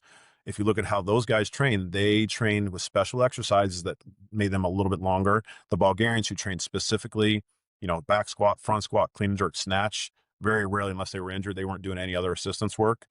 Those guys, one Olympic training cycle, and then they were out. They also had another guy that was behind them for, maybe 2.5 kilos behind them. If you look at the way the Chinese train right now too, you see these guys doing they're doing hanging leg raises, they're doing dips, they're doing shoulder raises, they're doing a lot of other stuff in addition to that. And a few of the stuff that I've read about them and listened to them talk is how they cycle their assistance work in. Piros Dimas, one of the greatest Olympic weightlifters of all time. I think he was a 3 or 4 time medalist, multiple time Olympic gold medalist. If you read he's got a great 4-part stuff on YouTube about his biography. He goes, I started Olympic weightlifting in my home country with a lot of assistance exercises. And he goes, main lifts. And he goes, then as I got better, he goes, I might drop a few off, but I kept those going. Then when he went over to Greece and he trained with the Greek over there, who was under the Bulgarian Ivan Abadjiev, his Olympic coach, he goes, as I got better in my career, he goes, I cut off more assistance work. He goes, then I only focus on the main lifts. He goes, it took my body a couple years to adapt to it, but he goes, in the end, he goes, that was the basic philosophy that helped me out the most. So a lot of assistance work when they were younger, just a little bit of work on the main lifts. As he got better, maybe he'd drop a little bit off. Then he didn't believe that Greek philosophy right away, that Bulgarian method, but he said later on, he goes, in my career, looking back, he goes, it was a superior method at that point in time. And that's kind of him with some of my high-end lifters like a Jared Martin.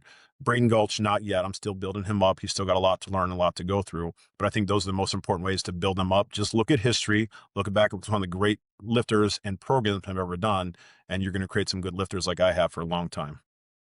And speaking of the Chinese weightlifters, a lot of them have even North Koreans as well. Like they have an extreme amount of muscle as well. Very dense, very grainy. I mean, just the amount of muscle that they have is crazy. And we don't see a ton of that right now in powerlifting. Do you think that the role of building muscle in powerlifting is understated or overstated? Yeah, it's definitely, I think it's understated from the experiences I've been around talking to other lifters that aren't on my stuff. That's why sometimes I kind of stay in my own lane out here in Indianapolis, Indiana a little bit. Yeah, but I don't think they're doing enough bodybuilding stuff to build up those certain areas. I think they just think, well, I'll just bench more. It'll be my weak point, or well, I'll just do a couple assistance exercises, like 2 sets over here. I'm like, you're almost wasting your time. I'd rather you not even do that. Like being a drug-free lifter, you have to pulverize those muscles to get them to grow. Sometimes other, non-tested lifters, they can just stimulate a little bit and they're going to grow. I'm not taking anything away from them, but we have to really pulverize our stuff. Like one thing Jared, besides, again, his technique was number one. One thing I've done to really help strengthen his triceps is we've done a lot of other variations now for him, and it's helping and it's alleviating some of that, general shoulder pain he has. Cause he's, you're reaching back on a low bar with, 600, 700, 800 pounds in your off season pretty consistently that I have him going. I mean, that's going to take a toll on your shoulders and pecs and everything with what he carries. So we have to do a lot of higher bar squats with them. We have to do a lot of tricep training. He goes, this is taking pressure off my shoulders. It's helping out. So we are missing a lot of that I see in younger kids, because they just want to, it's almost like the boxing coach. They just want to come in and hit bags. Well, they just want to come in and practice the squat, bench, deadlift. They don't know enough. and they need to find some people who have been doing it and listen to those guys as well. I had Jared Martin speaking to my younger lifters that I had in the gym today, and I appreciate you working with my schedule with everything too, by the way. Of course, But Jared bro. was talking about my younger lifters, like, hey, after you've done enough of this, you don't need to bench anymore. Like, you're done for the day. I need you to go do this and this and this. And my younger lifters, obviously, they're looking up to Jared, with what he's been able to do. So they'll go do this, this, and this after they get done, instead of just trying to max out or trying to bench or, hey, your technique's way off. Like, you're done for the day. So I think having those people pass on that knowledge and that experience, like, hey, I've done this. These are the reasons why, I could have been a little bit better. Just like when I was younger and what George Halbert told me about benching and what I need to do as far as my warm-ups and everything. And George telling me, hey, I was a pec bencher, kind of like what I was. He goes, Louis turned me into this. And he goes, this helped my career. He goes, it was still something that always wasn't there. And he had some shoulder problems later on, but he goes, this extended my career based on this, what I need to do. So yes, people need to do more bodybuilding. They need to strengthen those certain areas up, especially in the off season when you don't have anything. Keep your bench in there. All right, but do some other stuff on that part. And it's going to really help you out. Yeah, and you can be a drug tested natural athlete and completely still look like you lift. I mean, I remember one of the first people that made an impression on me that was drug tested was Jesse Norris. I mean, the guy was strong as an ox, and you could tell that he lifted. He looked like someone that was extremely strong as well. So yeah, I think that also is kind of a thing in social media where it's like, if anyone has any amount of like visible muscle, they must be on steroids.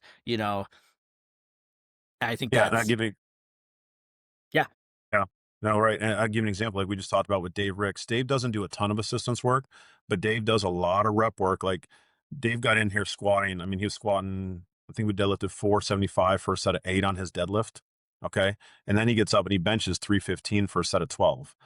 If you look at a guy like Dave, again, he is built all the way around. We talked about just his joints and everything. Like I had a couple of my newer lifters in there and they were just like, man, he is just like his connective tissue. Like you can see his, like just everything sticking out around his elbows, around his shoulders, his back muscles. When he turns around, he's defined, like his hamstrings, glutes, quads. Like Dave is really very built up, but he gets his sets and reps through his assistance work, through his main lifts. Like I would never take a master's lifter and do the amount of reps that he does. This is Dave Ricks though, but doing sets of 8, doing sets of 6, he's not afraid to build up his base in the off season. One of my lifters had a question. They go, hey, my deadlift's kind of getting stuck over there, and they were following my philosophy, sets of 5. And Dave's like, hey, he goes, why don't you elevate the deadlift up for a little bit so it doesn't beat you up? But why don't we do sets of 8, with it elevated, just on top of blocks. So you're doing not a deficit deadlift, the other way around. And he goes, why don't you practice some sets and reps over there? And my lifter started doing some sets of 8, which normally I would not prescribe. Again, this is great because I learned about this. And then we lowered their height a little bit. So they were deadlifting off 25-pound plates. So it was a little elevated. Then we went to the ground. We went back to kind of our sets of 5 over there. And they were darn near like lifetime PRs on that. They're like, holy cow. Like, I didn't realize. I'm like, yeah, we needed to take a step back. Like Dave said, we needed the sets and reps to build some extra muscle mass around there with that and some of your other lifts. And now it's transferring as we get kind of closer to the ground and we're getting ready to start a deadlift cycle. And speaking of athletes, from your point of view as a coach, how do you handle athletes that want the results but don't want to necessarily trust the process? Is it one of those things where you kind of try to lead them to the water, leading the horse to the water, but you can't make them drink, kind of? Or is it one of those where you just kind of, look, this is not going to work for us and you'd be better off maybe finding this coach or this coach? Yeah, I think now that I've got a lot of great lifters who've been in my gym for a long time, I can refer some of my great athletes to go and talk to them. Hey, I want you to listen to what Jenica has to say. Hey, I want you to listen to what, Shelby has to say, or Jared or Braden, or, I got a few other people like that. So they do have to be coachable. That's number one. But I have them, I'm like, because you can kind of tell if I'm talking to a lifter, they're kind of like, yeah, whatever. Yeah, I'm listening, but I'm not really listening. I hear what you're saying, but I'm not going to do that. I'm like, hey, Jared, come here for a second. Hey, so-and-so, come here for a sec. Hey, one of my other lifters who's been with me for a while hey, tell them where you started because it sounds like this. Hey, one of my high school athletes who's been with me longer than this new high school athlete that's in here with me. Hey, listen to what they have to say. So I think calling other lifters, not only the coach saying it, but having these experienced guys who are at the top level, tell them, no, this is what you need to do. When I had Dave up here, part of the reason selfishly I brought Dave in was to talk to my group of lifters too. We had a seminar and everyone, Dave, what's your longevity? What's the fountain of youth? How are you still doing this? And I had Dave talking about that with everything about sets and reps. I taught him talking about technique work again, where even he doesn't want to do it, but he knows to do it.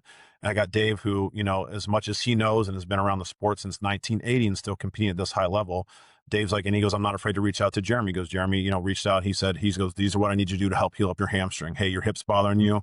Hey, I need you to do this stuff. And Jeremy will send me some videos and stuff. He goes, you guys just can't sit there with your routine and stuff and do that. Listen to what they're doing. So when I had Dave up there speaking to all my other lifters, even my sport athletes who aren't even competitive lifters, but he's just talking about listening to other people, not thinking, or not just, unfortunately we deal with the age where, hey, I'll just, type it in chat GPT, or hey, I'll look on Instagram, or hey, I'm listening to all these podcasts. That's good and stuff. But when you come in, you actually get coached by me, or somebody didn't realize, like, wow, I didn't know that this was all, like, you were asking me about the bench press setup earlier.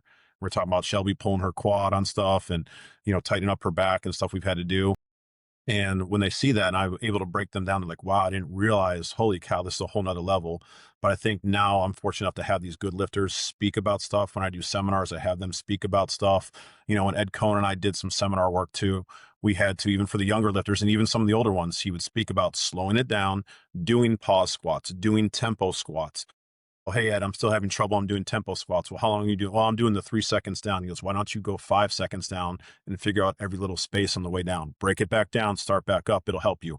Ed would say, Ed's not a big box squat person, but Ed's like, why don't you use a box? It's always going to tell you how low you're going. It's going to make you get down there and squat every time. You're going to squat less, but it's going to help you out in the end.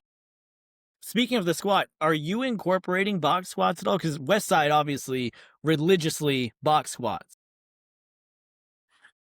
Again, this was something, Wade Hooper, if you look at Wade Hooper, he's one of the greatest U.S. Squatters of all time. Wade and I were teammates on several world teams at 181 in single ply gear. You have to look him up exactly. I think he squatted 834 at 181, and he was close to an 800-pound squat at 165. This is back in the early 2000s. We were on world teams together, and Wade was in my corner with stuff.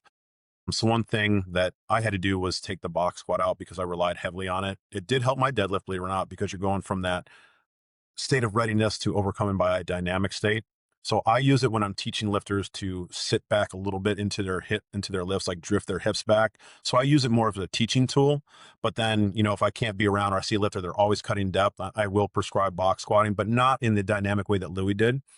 Shelby Morse, she gets a lot of, one of her favorite off-season lifts is a close stance, low, like 2 inches below box squat.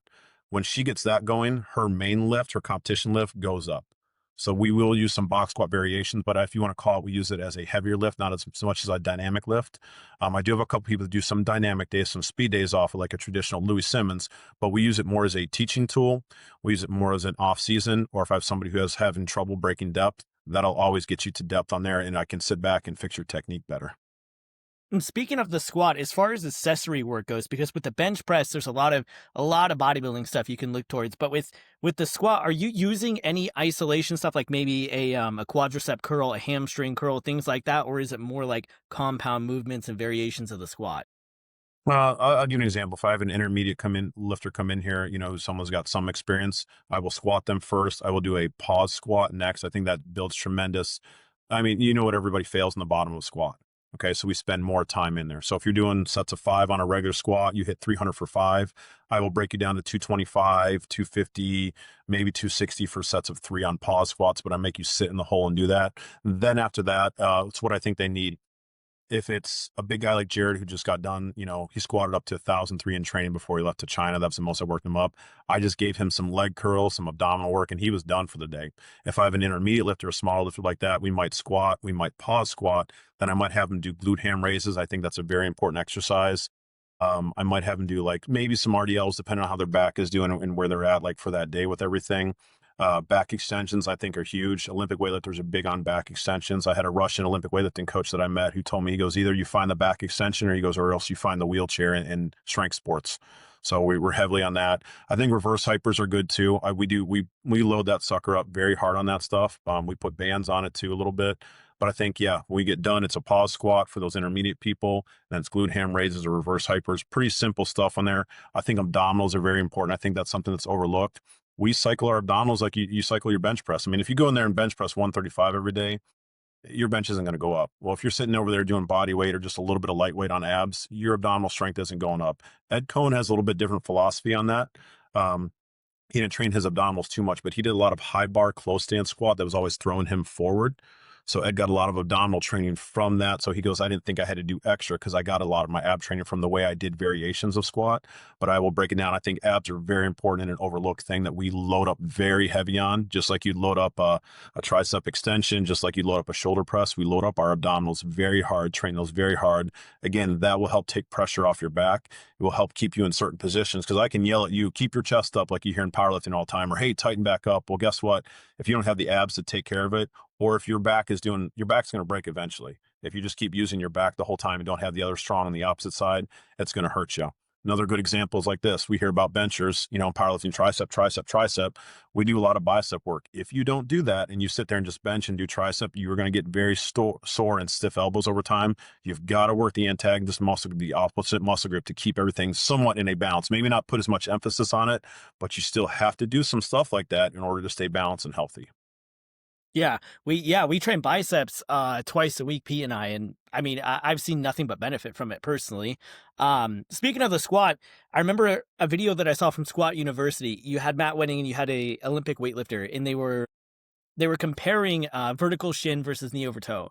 Now, do you have not really a bias toward one or a preference toward one, but do you advise one over the other, or is it just going to depend on the leverages of the lifter and how they live? Yeah, majority of lifters, if you're talking about squatting the most, Yep. you're going to do a low bar, slightly wider than closer stance squats, sitting back into it, just breaking parallel. But we do a ton of, you want to do in the off season, a majority of ours, and I will say I get this from Ed Cohen a lot, a majority of ours are higher bar, closer stance. You just got done with a meet. You were in your squat stance for how many, we talked about, you asked me about a meet prep, that 12 weeks, 10 weeks, especially that you're in that. I already know that you can squat now. So I will do a higher bar that gives your shoulders a little bit of a break. It gives your pecs a little bit of a break. It lets it sit up a little higher. It's going to pull you down and forward more. Now we're going to work the quads, because especially in gear lifting, you're sitting back into the gear more. So now with a higher bar and a closer stance, now you're doing Olympic style. So we will do that. We'll do it with a safety squat bar. We'll do it with a regular bar. I just, I put either one for my lifters. That is majority of our first 4 to 6 weeks in our off season of squatting. I will give them some hamstring work to do, like extra, because we're doing a lot of quad work. But I think to strengthen up the quads is very important. I think hamstrings are very important too, and I got a lot out of those. But one thing I share with my lifters when you ask me about my longevity is I almost did too much hamstring work and I didn't do enough quad work. And I'm not talking about extensions. Leg extensions, they're like ornaments on a tree. They'll make it look a little bit pretty, but they're really not going to build the structure of it. So we will do a lot of closer stance stuff. And one thing I got away from my quads training, and it affected my squat later on, and it's one thing I don't have my lifters do, because I got so much out of my hamstrings and posterior chain, which we hear about in athletics and in powerlifting. I just got away from it because I was getting such good results. But guess what? It cost me in my career later on.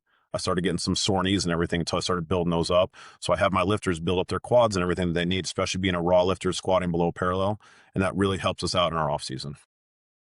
And especially in powerlifting, bodybuilding, personal training of any capacity, you'll see there's a lot of charlatans. There's a lot of myths. I remember back in the day when I first started taking creatine and stuff, it was you had the Cell-Tech that had the sugar in it, or Yeah. you had to mix it with grape juice so the insulin spike would shuttle it into the muscle. Don't forget about the loading phase. Yeah, The loading the phase. 20 gram loading phase. Yeah, dude. So there's been myths, perpetuated all the time throughout everything. For training, what is one myth that you see constantly repeated that you wish would just go away? Too much squat, bench, deadlift work throughout the week. I think that's got to be cycled. That's good when you're getting towards a meet with everything, but I think too much of that over time is just not good enough. We've had success from our masters lifters all the way down through our youth lifters, with just doing that in moderation. Obviously, when you're getting prepared for meet, that's what you're training for. That's what you need to practice on. But I think doing different variations of that. I'll give you an example. I was working with the Indiana University head throws coach. She's one of my athletes. Megan deadlifts 525 at 181. Body weight, heck of a puller, just hit a good bench thing. And we talked about this. She goes, our training is like yours. She goes, we just don't throw the shot put, throw the discus, throw the hammer, throw the weight. She goes, we do different implements for different things that I see that they need to be throwing with. She goes, we do different weighted stuff. We do different lengths of stuff that we're throwing with everything. She goes, even my javelin thrower, she goes, we do different parts on that for throwing. And I've seen some of that in the foreign competitors too. Anatoly Bondarchuk unfortunately just passed away. He would do some different implement training. There's a whole list of what he did, obviously, but that's not the main thing. But he would do different stuff like that. Judd Logan, who's a 4-time Olympian and the hammer thrower, one of America's best all-time hammer throwers. Judd just wouldn't just go out and throw the hammer and that was it. He did different parts on that, different styles of training for that, different percentages of what he would do, different weights and stuff that he would use. So I think there's just not enough variation in the off season. I think that's a huge part that we have to control in the off season, doing different. Hey, if your chest is weak like mine was, doing ultra wide benches, not high rep dumbbells. Those are great for a younger lifter, but we would do that. One thing Bill Kazmar told me, Bill's like, and Brian Siders did this, where you touch normally on your bench press here for chest work. Bill and Brian used to actually touch up a little bit higher for sets and reps. So Brian Siders, who was a great bench presser and all-around athlete for USA Powerlifting and the IPF. Brian said, he goes, instead of doing 120-pound chest flies for me, because Brian was benching 650 raw back in the day, and 800 in a shirt. Brian's like, he goes, well, instead of doing 120 where I'm going to kind of put that pec in a dangerous zone, or he goes, I got too big for dips. He goes, it was almost like, I'm starting to push that level. I could get hurt because I'm putting, 5, 6, 45s on for dips. Brian would do his normal bench routine.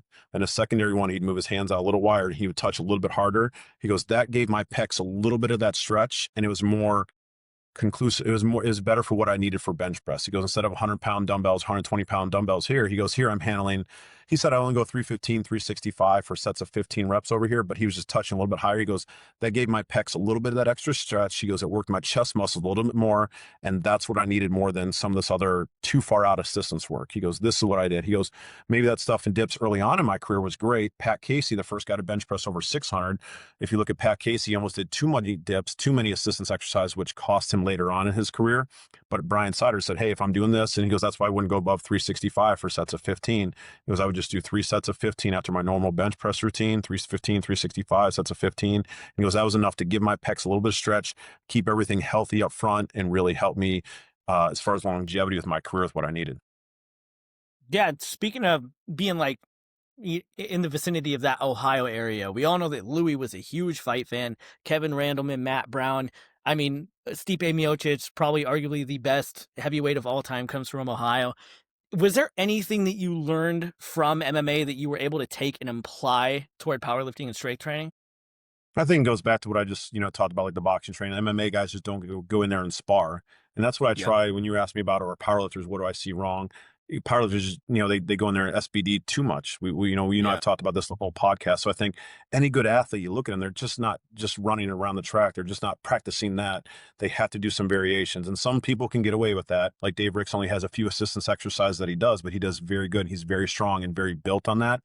So I just think of doing some assistance work that you need. Again, not getting too crazy. Like some of the stuff I've seen, they're like, people walk by, that's conjugate as you know what. I think some of that stuff gets too far away from there. But I think, like you said about George Halbert adding bands and chains, but he was working on his lockout with the boards and overloading it. That's what he needed for his shirt. And he had a heck of a raw bench too at the time. So I think there's got to be a little more variations on what you're doing, but it's got to be identify your weaknesses. I still think you fix your technique, number one, and you go right into what you need is number two. Like I didn't know Shelby the one day, she just couldn't keep that shoulder underneath her back, was kind of giving out on her with her bench press. And it was still a good bench day, but I'm like, all right, I had this plan for you. Now I'm switching over to this. I had Claire Manus in here. Claire is 15 years old, weighing at 137 at this last meet, squatted 330 raw on the American record for age and weight class. Claire came in today, and she was a little bit beat up from a couple of days ago when she came in for a workout, and her squat was just not looking good in the bottom. And so we went up our normal squats, sets and reps. I'm like, all right, we're doing a lot of pause squats, and we did extended pause squats in the bottom for her today. So I really had programmed those. So we ended up doing, instead of 2 or 3 sets, we ended up doing like 5 or 6 sets of pause squats because she needed some work in the bottom, and she needed to be up here and coach because she lives about 2.5 hours away from me. So her dad drives her up here, obviously. But I saw that, and it's like, that's what you need today. I said, okay. I said, for her dad, we wrote out her routine for the next 3 weeks. I said, here's right around what I need her to hit on squat. We're going to put more emphasis on her in the bottom because she wasn't all over the place. She just needed more work down there. So I'm like, we're only squatting up to like an RP 7 if I had to give your viewers an estimate. But now we're going to really push these pause squats, and we're going to get 5, 6, maybe 7 sets in of sitting down there in the bottom because this is what you need at this point in time for training. And speaking of like getting back into the conjugate, the west side, all that kind of stuff. Now, a lot of that predicated around the law of accommodation. What is your viewpoint on the law of accommodation? Where does that fall into powerlifting? How do you avoid it? Yeah, I think sometimes some of the bars are too much out there. They're got these crazy bars, and they got the bands and the chains on top of that, and then they're throwing weight releasers on top of it. Okay, I think that gets out too far, out of whack with everything. I think accommodating resistance, I think it's great in the off season. I'll give you an example. If I'm trying to teach somebody about speed and I put some bands on there, I put some chains on there, their first couple times ever doing it, like they're going to get halfway up on a bench and they're like, what? I'm like, I told you, you got to get faster. I said, next set, we're doing the same weight again, but you got to push through that stuff. So then that automatically teaches them, oh, okay, man, then they'll start developing some speed. And like, that's what I mean. When I have some of my equip lifters that come in and I tell them, hey, you got to push through the equipment, through that, through the kind of where the equipment helps you up and you got to lock it out. You got to push through the shirt, got to push with the shirt all the way. That's what'll help on that part. The next thing on setups, if I have lifters who, man, their setups just aren't good, hey, tighten up. You hear coaches that, and I've said it earlier in the interview today. Hey, put some bands, some chains so it's actually tighter at the top. If you ever seen somebody the first time benching with bands on there, they are all over the place with stuff. So I think accommodating resistance, it teaches them, I'm like, hey, you better set up better next time. I said, you need to drive your feet better. You need to lock back in better. You need to bend the bar a little more so your elbows are in, or else this is going to staple you to the ground. And they realize that, like, holy cow, like I'm bringing it out. And I said, now you need to fire up and push through that. So I think doing that stuff, but I don't overload the bands. I don't overload the chains. There's a couple lifters where they'll do stuff. I think Louis always liked the bands better than the chains. I'm a little bit indifferent. I get more out of the chain stuff on there. I think it's just easier to incorporate. I don't think the added eccentric work that bands do tend to beat, my lifters up pretty good. I've had a couple lifters, like Shelby loves bands on her bench press. She will ask for that in her training. A couple of other guys, they just like straight weight, that they're pretty good on stuff like that, but it really depends on what I see and what they need. But I think accommodating resistance is good in the off season for a couple like 4-week blocks. A couple, hey, we need to work on this, or hey, we can do this. And I think it's great because it's a new challenge for my athletes. So even if I don't think they absolutely need it, hey, we're going to put chains on for the next 4 weeks over here. Hey, we're going to add this on. They're like, hey, man, this is really doing good. Or hey, I'm learning about speed, or man, I really got to push through this. So I think it's a great new challenge that instead of that lull, like, all right, we got to go back to this, or we got to do feet up benching, or hey, we're back on Hartman's routine. No, we're putting this on this week, and this is what you need to do. And they seem to really like the new challenges.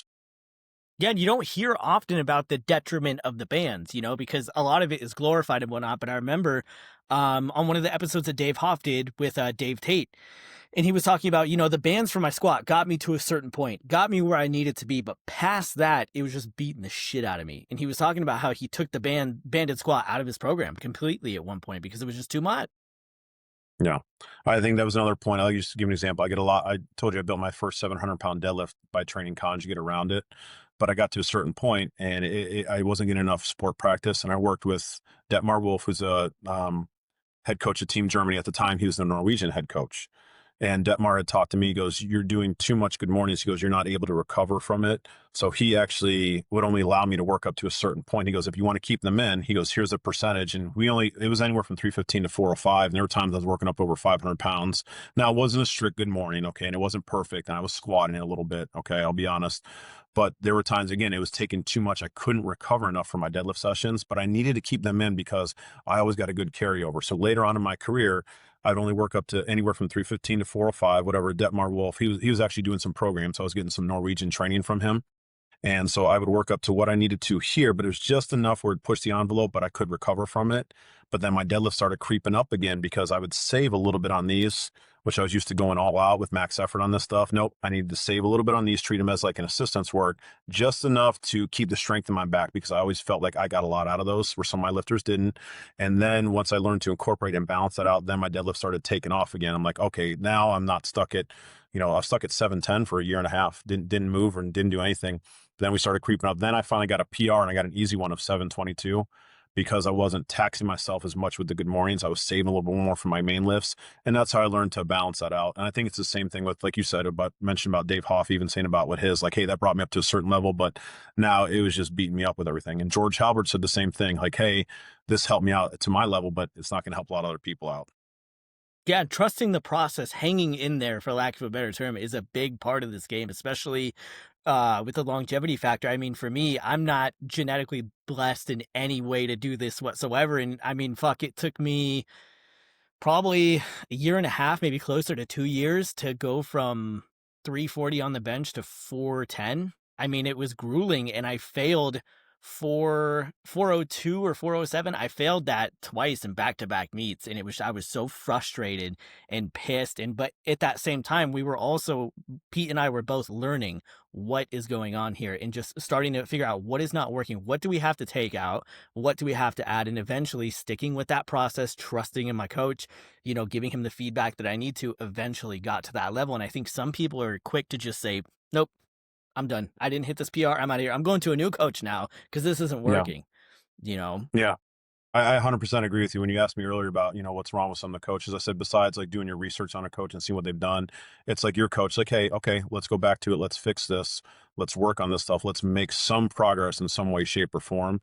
And I think that's awesome that you stuck with him, that he's doing a good job, that you guys are figuring it out together instead of like, nope, I'm done. I didn't hit my PRs or something like that. Cause I've seen that with other lifters that I've worked with and stuff too. I'm like, hey, this is not, it's just a trial and error. Like, these are some things we need to work on, or hey, I told you not to go above this weight and you went above this weight in training. And I said, look how it affected you. Or, you're 3 weeks out. When you asked me about my training program, I'm like, hey, you're 3 weeks out. I told you to hit this number, be under 400 on your squat.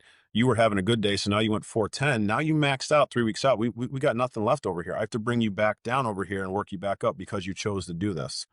So that's one thing. I'm glad you mentioned that. I hope your listeners on here that we have this out, listen to that and understand if you really have a good coach who's working like that, or a guy like, with me, with Jared's situation, like, hey, we're going to reach out. We're going to figure this out together.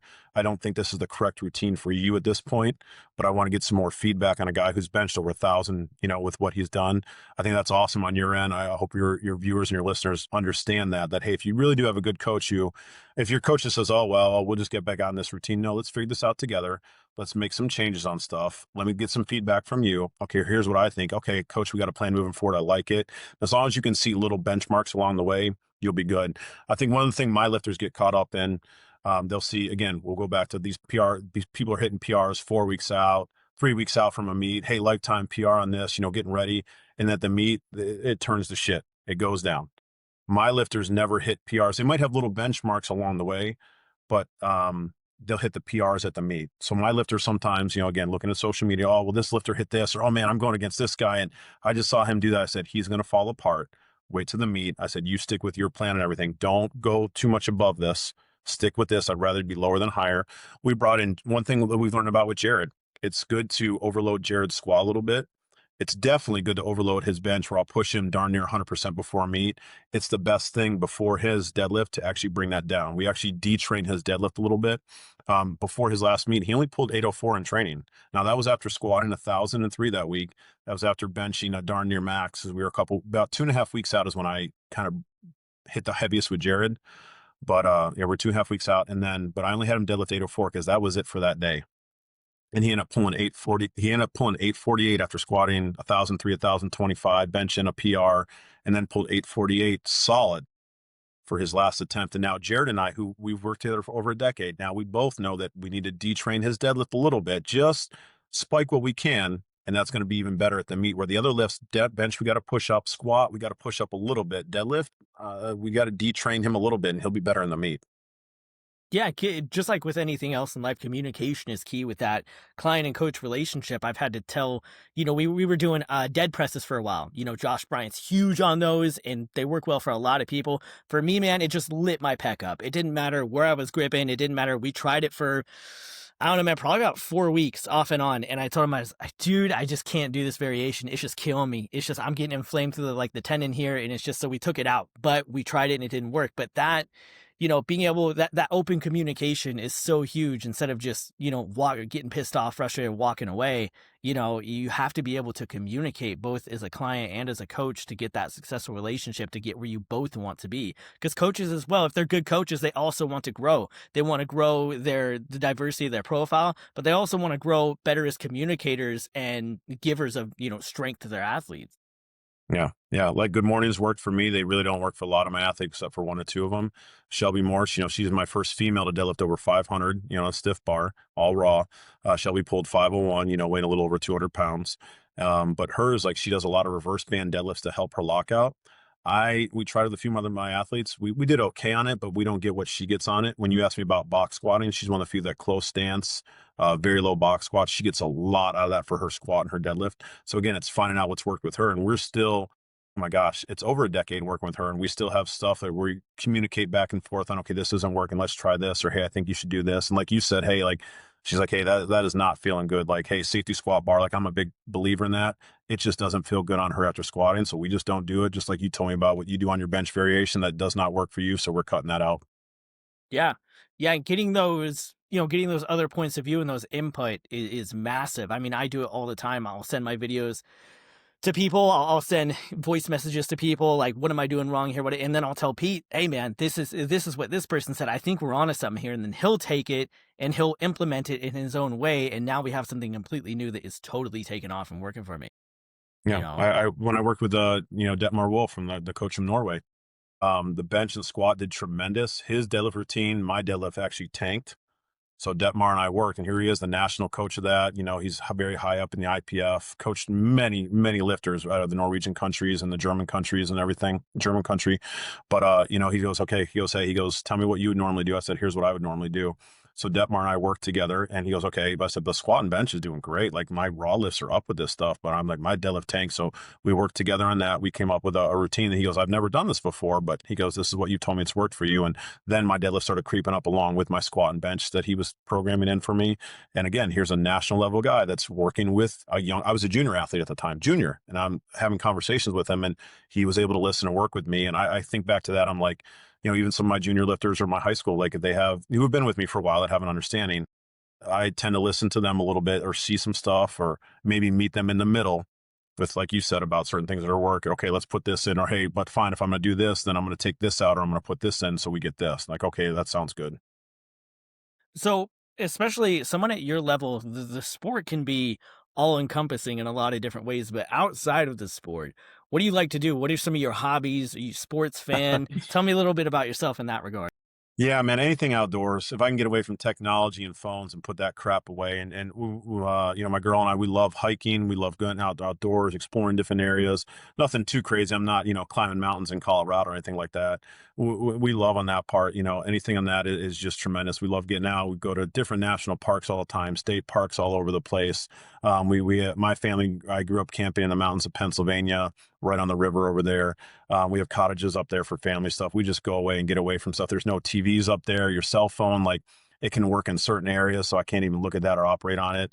So that is my huge thing is outdoors and anything, man. We go kayaking down, nothing crazy. Like I'm not kayaking Colorado, but we go down whitewater rafting and stuff like that. We do that.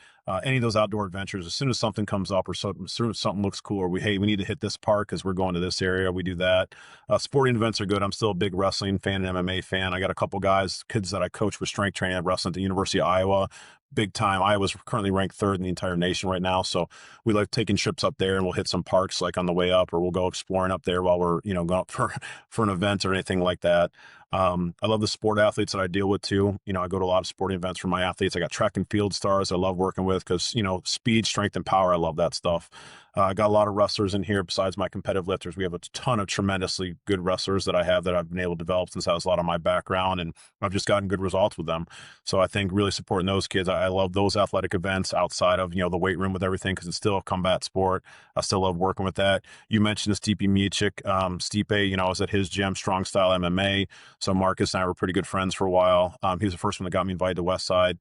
So I go there and I get to work with some of his guys that I've done in the past before with everything. So I love being around athletics. I love being around athletic events. And whenever we travel for stuff, we always just kind of make sure that we're hitting some spots or going to discover some new areas that we like to hit. Yeah, Stipe's fucking awesome, man. The trilogy with him and Daniel Cormier is arguably, I mean, at least in my lifetime, probably the best trilogy in heavyweight history that I've ever seen, Yeah. personally. Well, you look at Stipe, I mean, you look at his coach. Marcus is an old West Side guy that grew up there. He used to bring a lot of again, you got a guy who's one of the best MMA coaches of all time. He was bringing his guys down to Louis. Marcus was asking me stuff when I was there. He goes, what do you think of this? Here's my routine for these guys today. What do you think of this stuff? And I'm handling some of his pro guys when I was up there a few times at Strong Style MMA in Brecksville, Ohio, and Cleveland. And it was kind of neat to be around those guys, put my input, see what he was doing as well, too. Like I realized some of the stuff that maybe I would thought, they should be doing. When I heard from him and how the fights go and at certain levels with everything, it was kind of really neat to see all that with everything and how he does that. And it just intrigues me, and it actually makes me a better coach. I come back here, like my lifters, like they go through a GPP phase after they get done with their meets. and they're doing plyometric work. They might not be doing Olympic, cleans and snatches, but they're doing some high pulls. They're doing some jumps. I have them doing some strongman training. It's like little things like my lifters, as long as I keep their athleticism, look at the best power lifters of all time. They were athletic. They had a good background with that. They tend to last the most. The ones that just did the SBD stuff, they were in and out in a certain amount of time. The ones that are very athletic, and Ed Cohen points this out to me, he goes, look at some of the lifters from my era. He goes, they were doing assistance work. They were doing bodybuilding work. They were doing athletic work on top of that. They stay around. Look at a guy like Dennis Cornelius. Like he's out there running. He's out there doing sprints up hills. He was doing jujitsu for a little bit to give his body a little bit of a break. He stayed very athletic. He's had a very long career, and him and Jared Martin have battled back and forth for many years, and he stayed pretty longevity in the game too.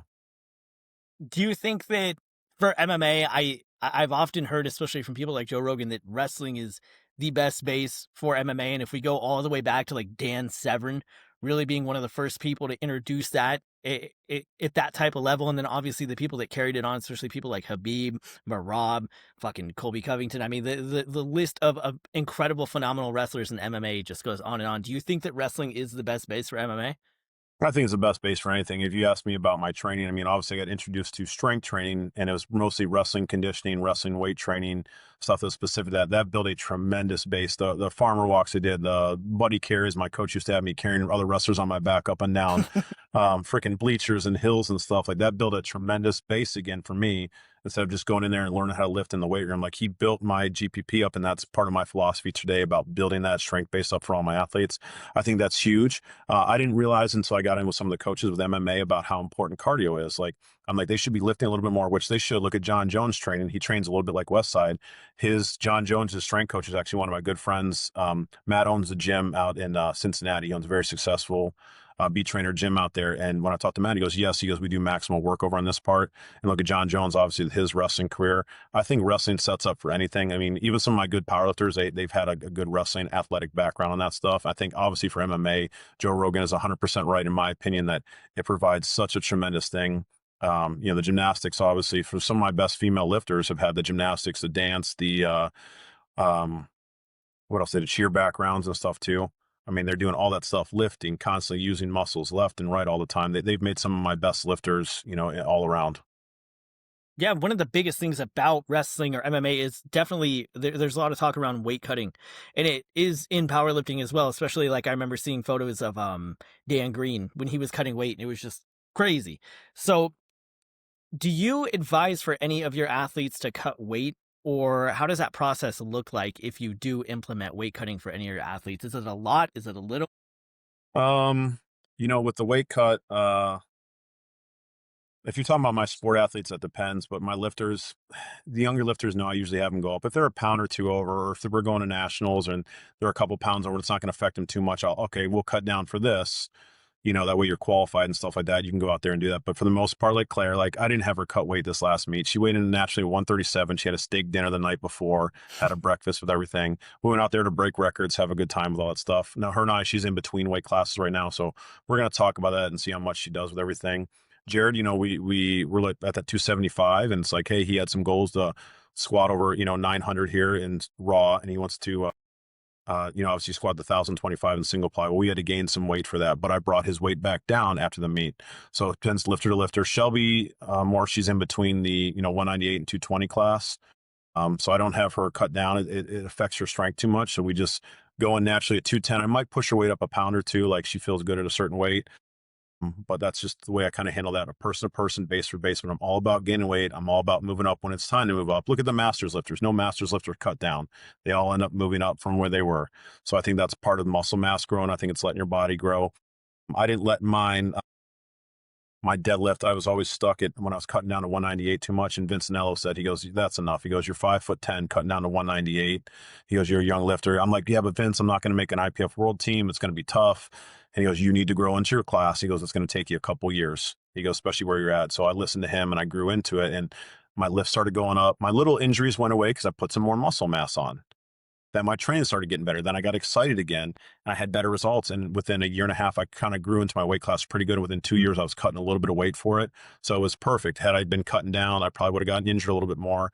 I wouldn't have had a good lifts. Then I would have had less PRs on stuff. So I think it's very important to kind of let your body be where you're at. If it's time to move up, it's time to move up. If you are, hey, I'm really shot at, making this national team, making this North American team or an IPF team or whatever you're trying to do, then okay, like, well, let's do this right. Let's do a correct water cut. Let's, plan this out correctly. Your bench is going to go down a little bit when you lose weight. Sometimes your deadlift actually goes up because you get in a better position. We found out with Braden Gulch, if we actually weigh him around 293 to 295, his deadlift and his overall lifts are really good. If he starts getting over 300, he loses too much mobility. So we found a correct way for Braden to kind of be right around this area. This is where I need you to be. And that's where your lifts are going to be the best all around for your powerlifting. I agree. Absolutely. I've cut weight a few times, and it's not something I ever want to do again, to be completely honest. I Yeah. competed at 181, 198, and now I'm in the 220s, and I'm just slowly growing into it. I mean, I've weighed anywhere from 206 to like 211, so I always come in way under. I could cut down to 98, but No. fuck that, man. No, Now, dude. if you and your coach, yeah. Yeah, fuck that. Just like CT Fletcher said, big and strong, BS, big and strong, baby. Yeah. Yeah. But was there anything else that I missed out that you wanted to touch on before we wrap up here? No, man, I really appreciate how you're interviewing some of the top lifters, any federation. I like how you're doing your homework. I like how you're interested in doing that stuff. You're reaching out to other good people. You're taking the time to listen. I mean, that's how I built my stuff up. That's going to make you a great athlete as you move forward in your career. And that's going to make you, whether you go into coaching or not, or you help other people, just your experiences and talking to these lifters one-on-one. That's why I was excited to, sit down with you, because I've seen what you're doing with my other lifters and what you're trying to build over there. And I have a lot of respect for what you're doing. So I think you just keep doing what, you're talking about, what you're learning. Sounds like you got a good coach with a good relationship. Even if stuff doesn't go right, you're going to figure stuff out with him. So it's just good to see that. And I hope like your other listeners and the people, whether we get 10,000 listen to this or a couple hundred, doesn't matter. It's just these little lessons and stuff along the way. So I think having a good person like you, having an experienced person like on my end really helps out. And having a coach who's willing to go above, who's willing to call Ed Cohn, call Blaine Sumner up. Hey, I'm going to get you good results, but I'm not going to get you great. Something's missing here. Let's go above and beyond that. I think too many people are like, well, I'll just look on Instagram, or, hey, I've been listening to these podcasts. I'm like, why don't you go out and train with that person? I got begged to go down to train up with Louie.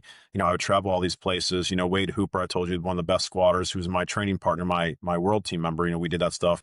Dave Ricks, he's 65 years old, and he's traveling out, flying in from Florida to come train with me for the weekend, which he did help me with a seminar too. But hey, I want you to look at this stuff while I'm out here. I'm like, my lifter's like, Dave's flying all the way in 65. He's Dave Ricks. I'm like, yeah, because I have a couple opinions, and Dave and I have a really good relationship like you and your coach do. And Dave trusts me that I'll be able to help him, because I have in the past. And then I picked up some stuff from him, just like my lifter. Like, he talked about sets and reps and elevating your deadlift for sets 8. I never would have given them that. But then, my lifters got something. I learned something. Dave learned something. We're not afraid to do that stuff out there. So I think just that's a big part, is keep learning. Ask lifters. Actually go and visit some people. You'll be amazed how many people want to help you out with everything. I agree. Absolutely. And where can people find you to follow your journey, and more importantly, hire you for coaching? Yeah, just look up Hartman Performance, look up Jeremy Hartman, Instagram, Facebook, Hartman Performance. Email me, hartmanpt1@gmail.com. Message me on any of the social media platforms. I've written some stuff out there for Lead FTS, and, there's some podcast work obviously with this. We did a good table talk with Dave Tate in the past before, but just reach out to me, social media on this stuff. I'm more than happy to help people out. People help me out, along the way with everything. Yes, I'm a coach. Yes, I charge for that stuff, but there's other times that people just need some general help and just need some stuff on there. Come out for a visit. We always have lifters. We always have some seminars going on. A lot of bring my good lifters in. They will talk to you. My lifters stay after seminars to talk with people. It's just great. And I encourage people to come out and learn from all of us, because you're going to pick up a lot from me and some of my lifters that I have out here as well too. Awesome. Well, Jeremy, thank you so much for joining me, man. Yeah, thanks for setting all this up. It. Thanks for working my schedule. Thanks for getting my lifters some press and stuff. I really appreciate that. And let's just keep learning and getting stronger together. Absolutely, man. All right, buddy. Take care. We'll talk to you Thanks so later. much. Yeah.